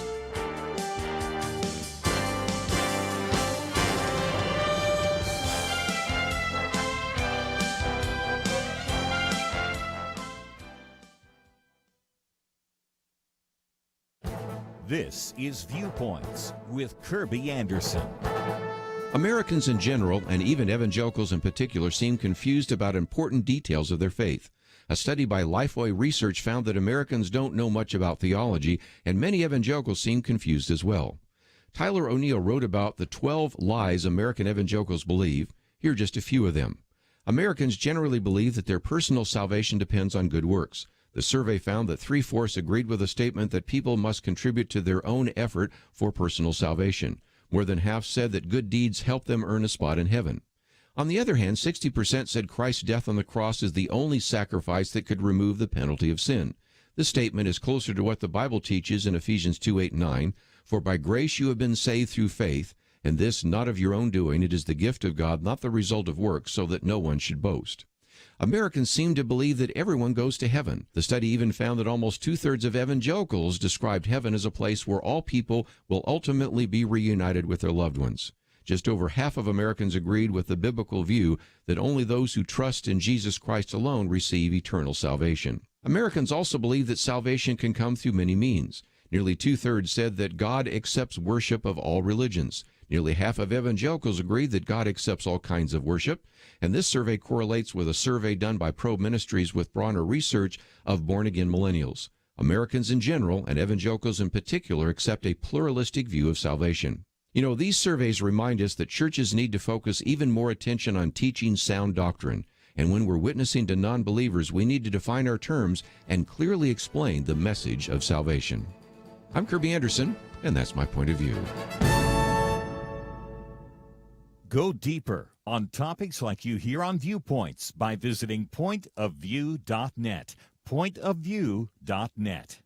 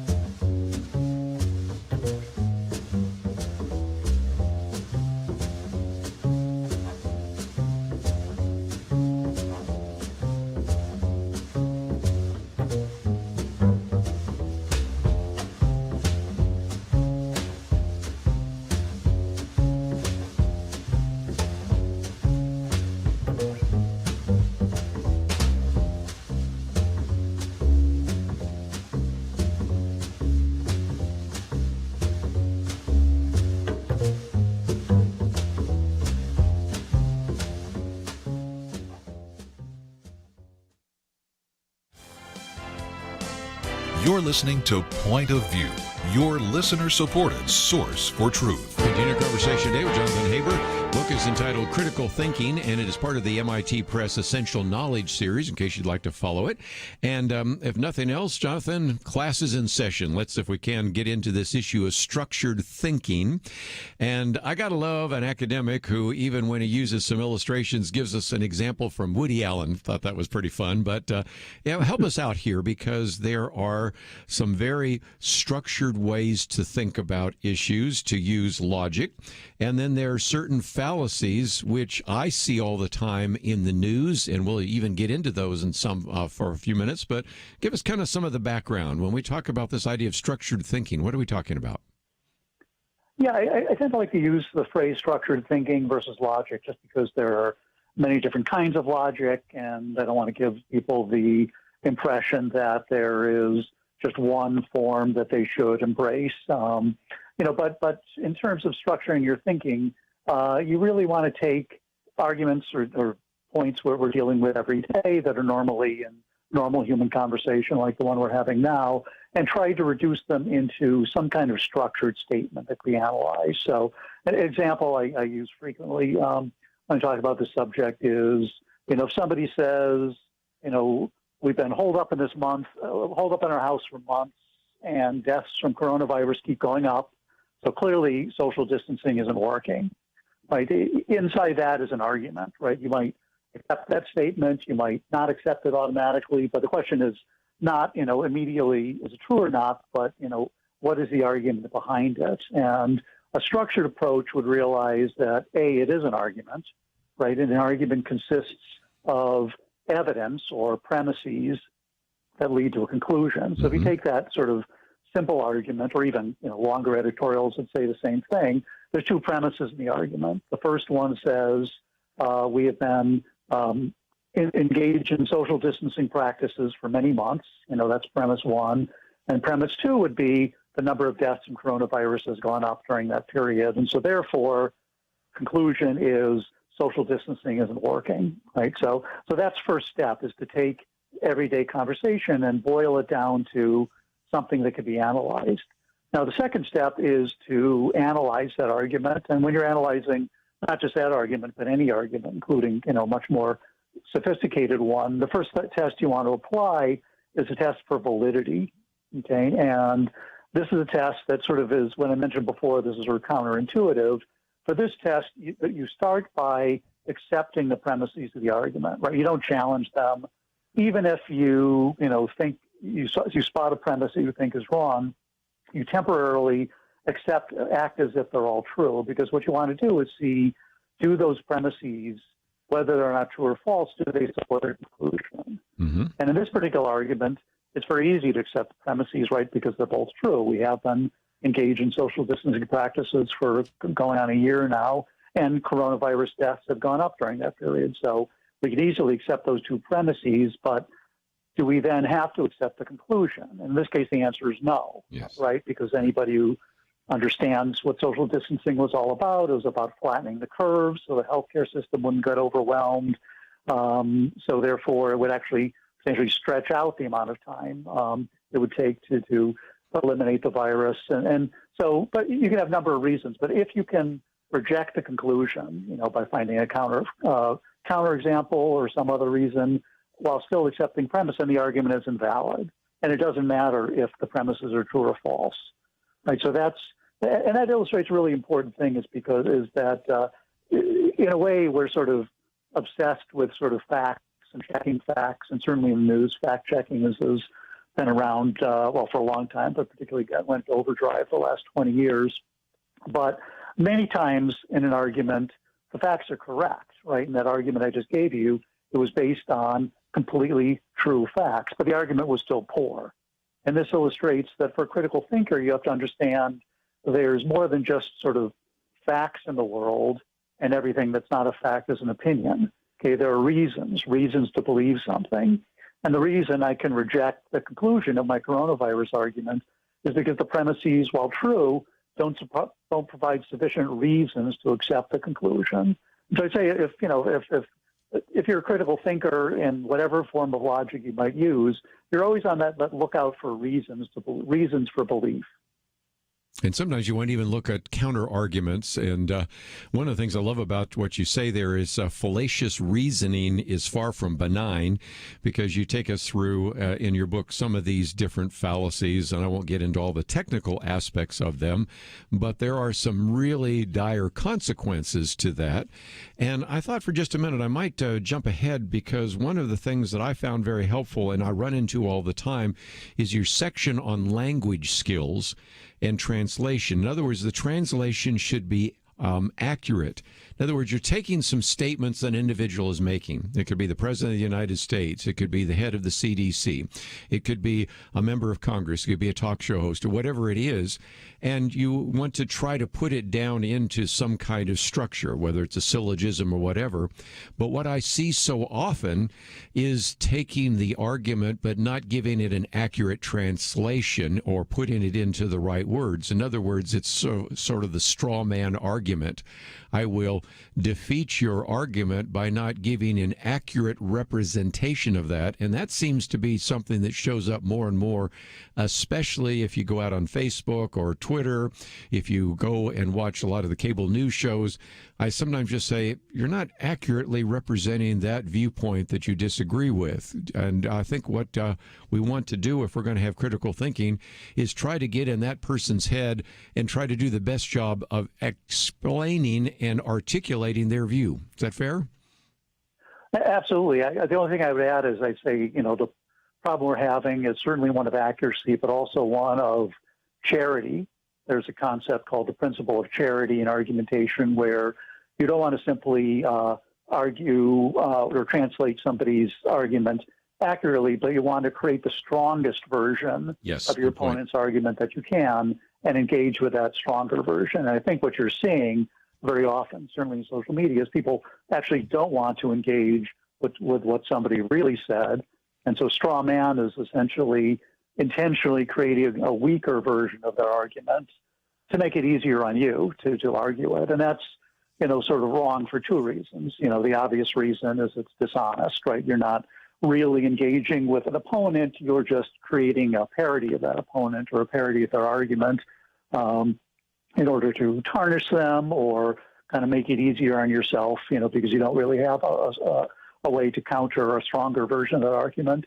But it's also bad for the person who is engaged in uncharitable behavior, right? Because it's like, if you're an athlete, you'll become better by taking on stronger opponents. Similarly, if you want to be a critical thinker, your critical thinking skills will sharpen if you argue with the strongest version of an argument your opponents put forward. So you still want to be accurate. If someone's making a weak argument, you certainly don't want to kind of strengthen it if it doesn't deserve it, right? There's no point in arguing over perpetual motion machines or such. But, I think it's very rare that you're encountering, such a weak argument that it's not worth engaging with. I think it's more often exactly what you say, what you described is, rather than take on an opponent's actual points, it's much easier to argue with a cartoon version of that. Let's take a break, but I love what you say there. The principle of charity goes beyond just honest translation, asking us to engage with the strongest version of an argument rather than intentionally weakening it through uncharitable translation. And much of that is to really translate everyday communication into clear, structured language. So need to take a break, and when we come back, I want to talk a little bit more about some of these issues as well, because you talk about what I guess we could even refer to sometimes as the 3 or 4 C's and some other things that we want to get into as well, because these are going to be important issues. And most importantly, as we come back from the break, maybe you can give us some other examples. I certainly think the one about the pandemic is a good illustration, but some others that you have seen as an individual that has written about certainly various issues of logic and has logic check, but also has written about critical voter and many of these issues that we find ourselves in every single day. So if you'd like to join the conversation, feel free to do so. Or if you'd like to just sit back and learn a little bit more about critical thinking, we certainly want to encourage you to exercise discernment and to be able to kind of understand an argument, be able to understand whether it is a compelling argument, whether it's conclusions, go back to the premise. And so that's one of the things we're kind of doing today. And so class is in session. If you'd like to ask a question or make a comment, that number is 1-800-351-1212. If you said, okay, I'm willing to read a book on critical thinking, I've always been kind of interested in that, we have that information on our website. You can get it in paperback or Kindle, and we'll be back right after these important messages.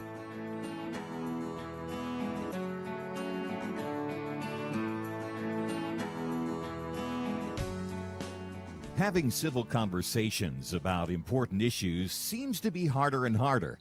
Various media outlets tell people what they should believe, why they should be outraged, and getting people to actually think, well, it can be difficult. Whether it's the gospel, tax issues, social policy, or just about anything else, you need to have solid information and clear thinking to address the hard issues. You need God's truth applied. And that's what you get in less than 2 minutes with Point of View's Viewpoints Commentary, a daily resource to help you be informed and think through the things we need to be talking about. It is free and will arrive in your inbox each day when you visit pointofview.net/signup. Sometimes we know we should say something, but we're silent because we're not quite sure what to say. Viewpoints Commentary can help you break the silence and change the narrative. It can make you a more equipped agent for truth. Get your free subscription to the Viewpoints Commentary at pointofview.net/signup. Pointofview.net/signup. Point of View will continue after this.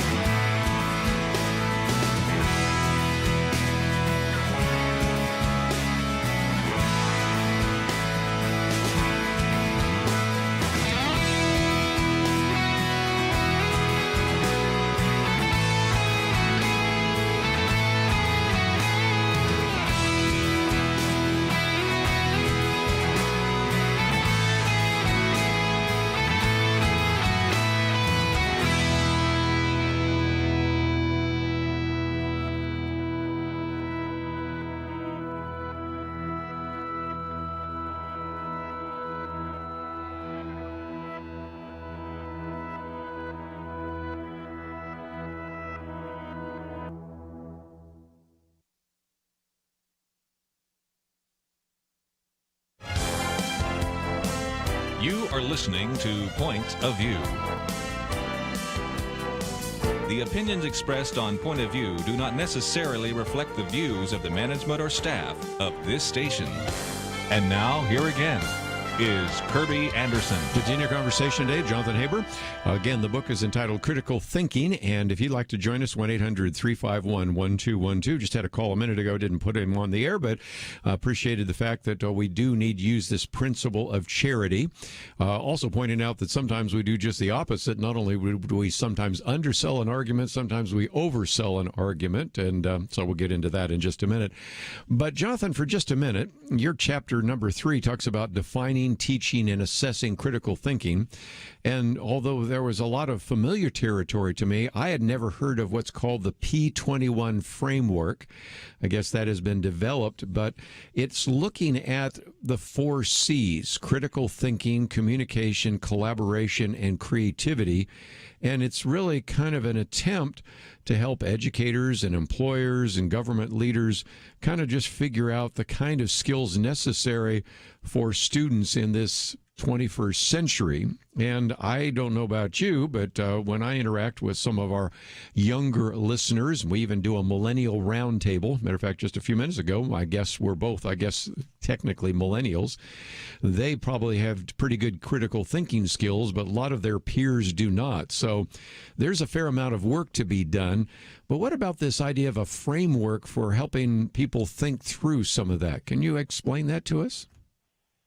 Sure, yeah. No, I think there's been a lot of discussion over the years on in the educational community, and I'm primarily an educator, on how do you balance the sort of learning of facts, knowledge, history, math, science, all the other subjects, with the skills needed to put that knowledge to use. Yes. And there's often a kind of false debate that teaching skills like critical thinking, communication, collaboration, so-called 4C skills, sometimes called 21st century skills, must be at the expense of learning content. I think there's certainly a tension there on how do you strike the right balance, but I think there is a general recognition that people maintain their knowledge of content if they're able to put that information to use.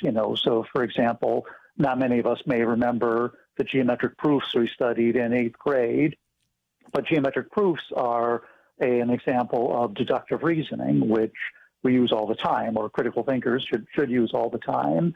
And so one of our problems is we don't teach deductive reasoning when we have the opportunity to, like when that math teacher is teaching how to do a geometric proof. Similarly, when an English teacher or history teacher is looking at a historic event, for example, or looking at a piece of literature, informational text, usually those are suffused with arguments. Those are the times that we could talk about, well, how do you translate this into a structured argument? What are the premises? What are the conclusions? Is the argument valid? Is it sound? Those kinds of things. So personally, I don't believe kind of knowledge and skills need to be in tension. I think you need to balance them correctly, but I think if you do it properly, students will not only learn these vital skills, how to think critically, and those other sort of 21st century skills, but I think they'll also likely retain the knowledge that they learn rather than just sort of forget it a couple of weeks after the test. Very good point. One of the things I thought maybe we would do, since you have been writing about this and have written about the critical voter and all the rest, maybe just ask you to pick one or two out of the hat of examples that you've seen in which we've needed critical thinking and where it's not been done very effectively, because we talk about these kinds of stories and these kinds of news articles all the time. But do you have some favorite examples you use sometimes when you talk with the students? I think, you mentioned Logic Check. That's a site I created last year. It's logiccheck.net. And that's a continuation of work I did with Critical Voter, which was a sort of how-to guide on critical thinking that used campaign examples as examples to teach critical thinking skills. But this one, the logic check sort of looks at issues of the day. So let me think of one. I just recently wrote one about vaccination. Right. Perfect. I was hoping you might have a vaccination one because I was going to use it if you weren't. Go ahead. Yeah. Well, it's there have been various arguments about the sort of priorities on vaccination, and when I analyzed it, this brings up a really important concept in critical thinking called a hidden premise. If you, I don't know if when you did Aristotle, you talked about the enthymeme was the term he used for it, but you don't need Greek terminology. It's the premise that's sort of there, but not necessarily stated outright in argument. I think when I listened to your show yesterday with kind of Robert George talked about his debates with Cornel West over abortion. And I think he realized that the debate hinged on a disagreement over, both of them believed in the sanctity of life. They disagreed on when does life begin. And very often in our debates over abortion, that's the hidden premise, sort of when does life begin, which is a very difficult question, because it triggers another question of what is life. But fundamentally, that's what we're really arguing about when we debate that subject. In the case of vaccination, right, when we say medical workers should get the vaccine first, right, hidden, and it often is because it's not necessary, but, a hidden premise is that medical workers on the front line, they're exposed to the virus, they're treating people who are sick, so therefore they deserve treatment first. And that's a pretty kind of sound premise, right? Even if we don't state it outright, once we bring it to the fore, that seems like, okay, that's a strong argument, right? Medical workers treat the sick, they're exposed to the sick. You can get sick if you're exposed to the virus. We need medical workers to be able to keep what they're doing. They should get vaccinated first. Okay, that one's pretty easy. You could then say people who are older, like my mom or my wife's dad, they should get vaccinated next. Why? Well, the hidden premise there is they're the most vulnerable to becoming sick and dying from the virus. And so, again, an argument that sort of says, as a conclusion, the elderly should be next in line. That's pretty straightforward. But then you get into, like, the next round. Okay, essential workers should be vaccinated next. But then, you have to come up with a hidden premise that is going to force you to define what an essential worker is. Yes. Right? And then you're going to have to get into debates. Well, should teachers be vaccinated before people who work in a grocery store? Should pharmacists be vaccinated before someone who's, say, 65 and healthy and, doesn't have to go out and expose themselves to viruses?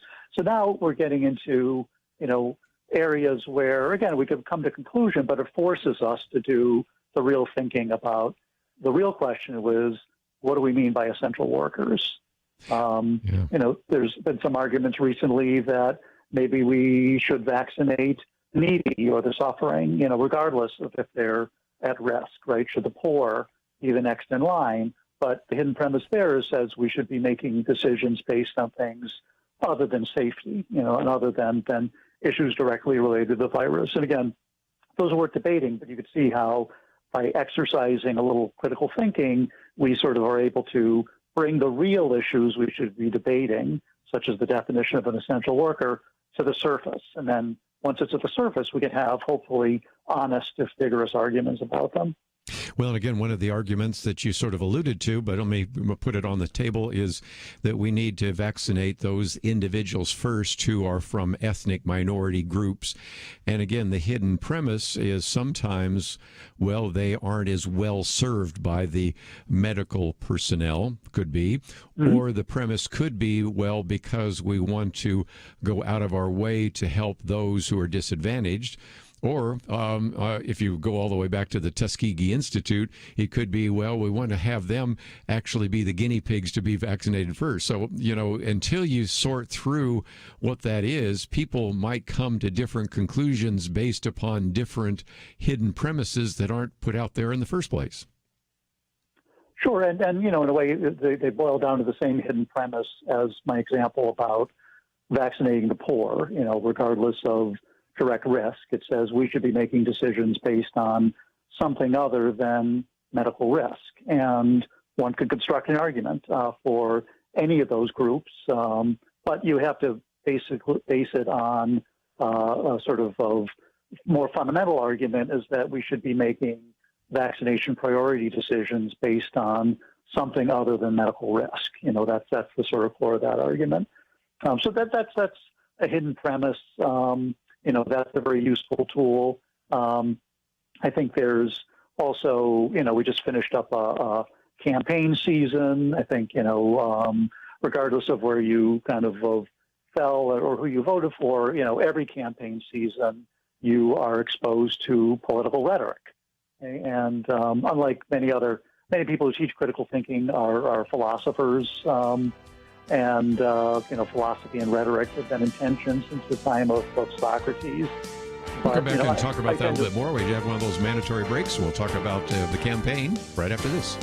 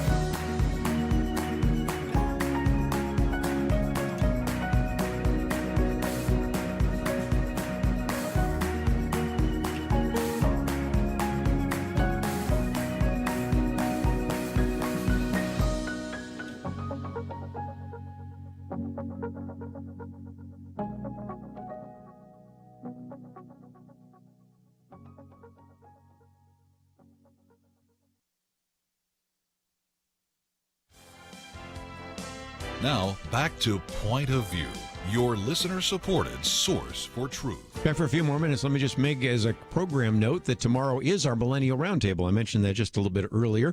Chelsea Human will be with us. Jonathan Teague, Liberty McArtor, who you just heard, and some others will be part of that roundtable. And we're looking forward to giving them the microphone, and then we'll be back with our Friday weekend edition. But Jonathan is with us for a few more minutes, and we were certainly talking about the campaign. But before we're done, I also, and maybe I should do this first, mention that in addition to this book on critical thinking, you have one on critical voter, but you also have one on MOOCs, which stands for Massive Open Online Courses. And you've been writing about that as well, because we have seen the explosion of these open online courses. And I know you've written about what that might mean for the future of higher education. What is your thoughts about that?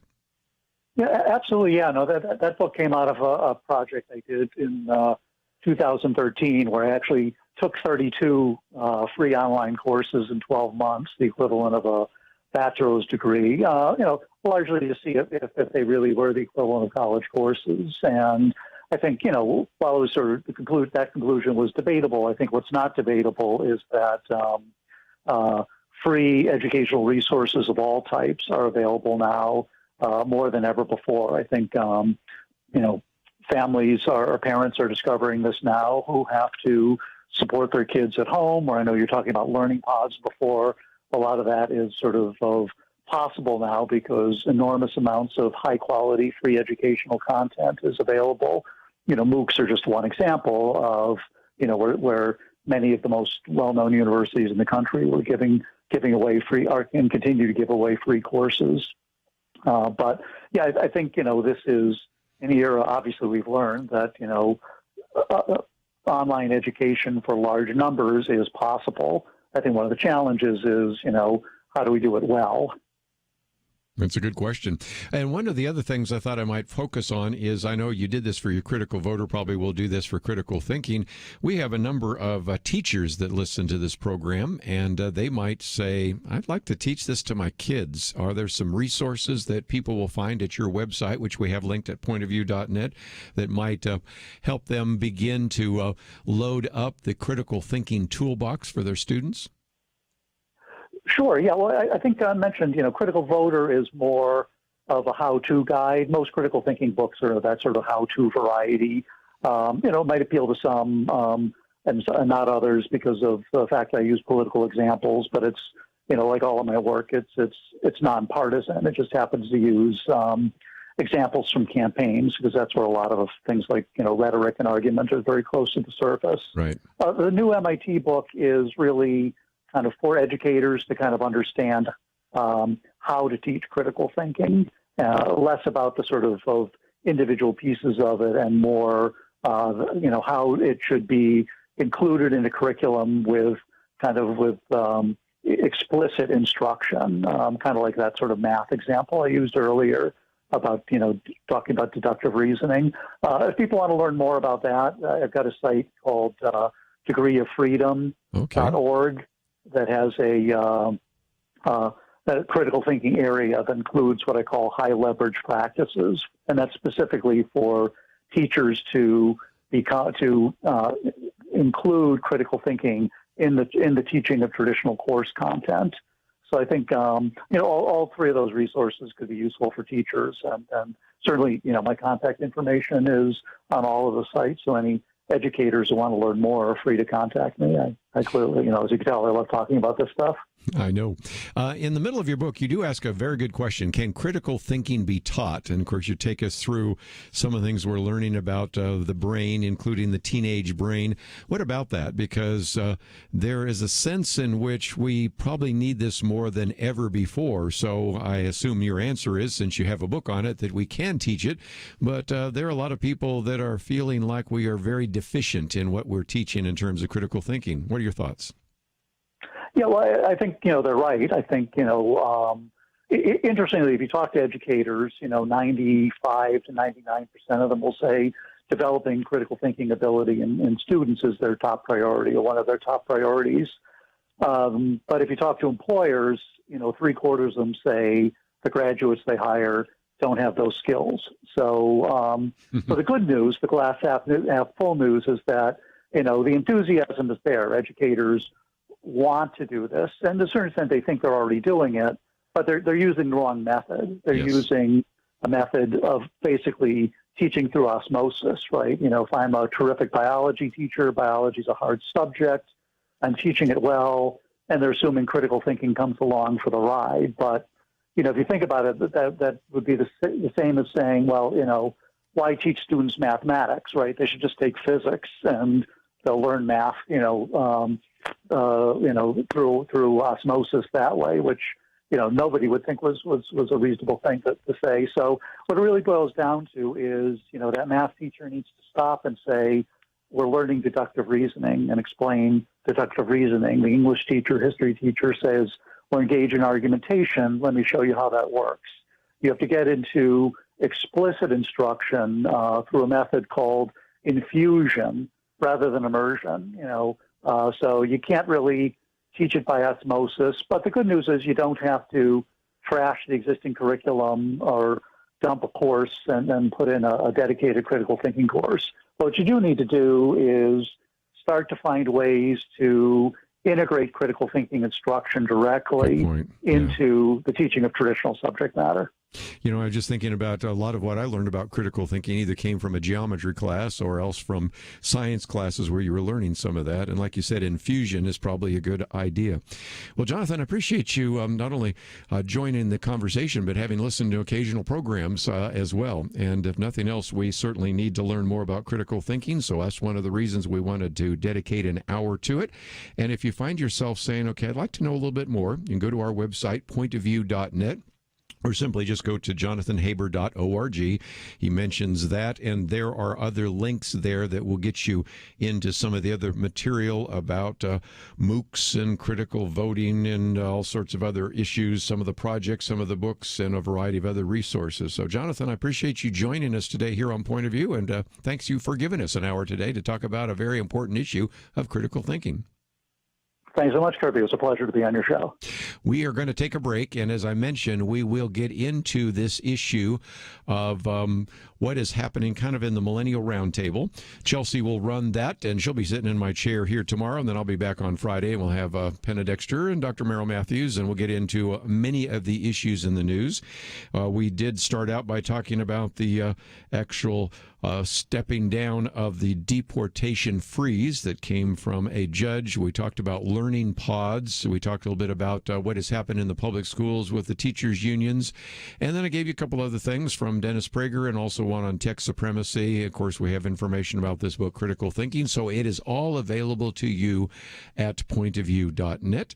My Viewpoints commentary today, not only do we have confused thinking, we have confused theology, probably a better way to say that. And I point out some of the studies that were done by Lifeway, which found that a lot of evangelicals, individuals that supposedly believe in the authority of the Bible, get real confused when they get into some of the details of their faith. And so I wanted you to see that. And if nothing else, it really brings us back to the need for us in the churches, in our Sunday school classes, from the pulpit, wherever it might be, to teach good, sound theology, and maybe even spend some time trying to critique that. And then as we go out into the world, to be able to at least define our terms clearly, because let's face it, if it's misty in the pulpits, it's foggy in the pews, and it's really foggy and even impossible to see out there in the world. So let's, if we can, get back to getting basic theological orthodoxy. I want to thank Doug for his help behind the scenes, and Steve as well. Millennial Roundtable tomorrow. We'll see you right here on Point of View. Sometimes I think about seeds. You ever stop to consider that some seeds become entire trees and some trees grow up and produce fruit? Other seeds become flowers or vines that bring us vegetables or berries. And some trees don't have fruit, but they're just pretty, especially in some parts of the country when it comes to the fall colors. Yeah, sometimes my mind goes off like that. And I also think about such things when it comes to the seeds that so many have planted in the quest to impact our nation through Point of View Radio. You may think that your gift is a small thing, but like a seed, it can grow to have an impact beyond your imagination. If you want to see beauty again in America, consider planting a seed today and making a difference by joining the Point of View Truth Team.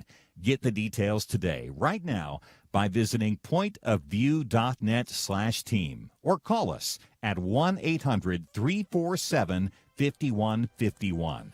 Plant a seed for a great future. Cultivate truth. Pointofview.net/team. and 800-347-5151.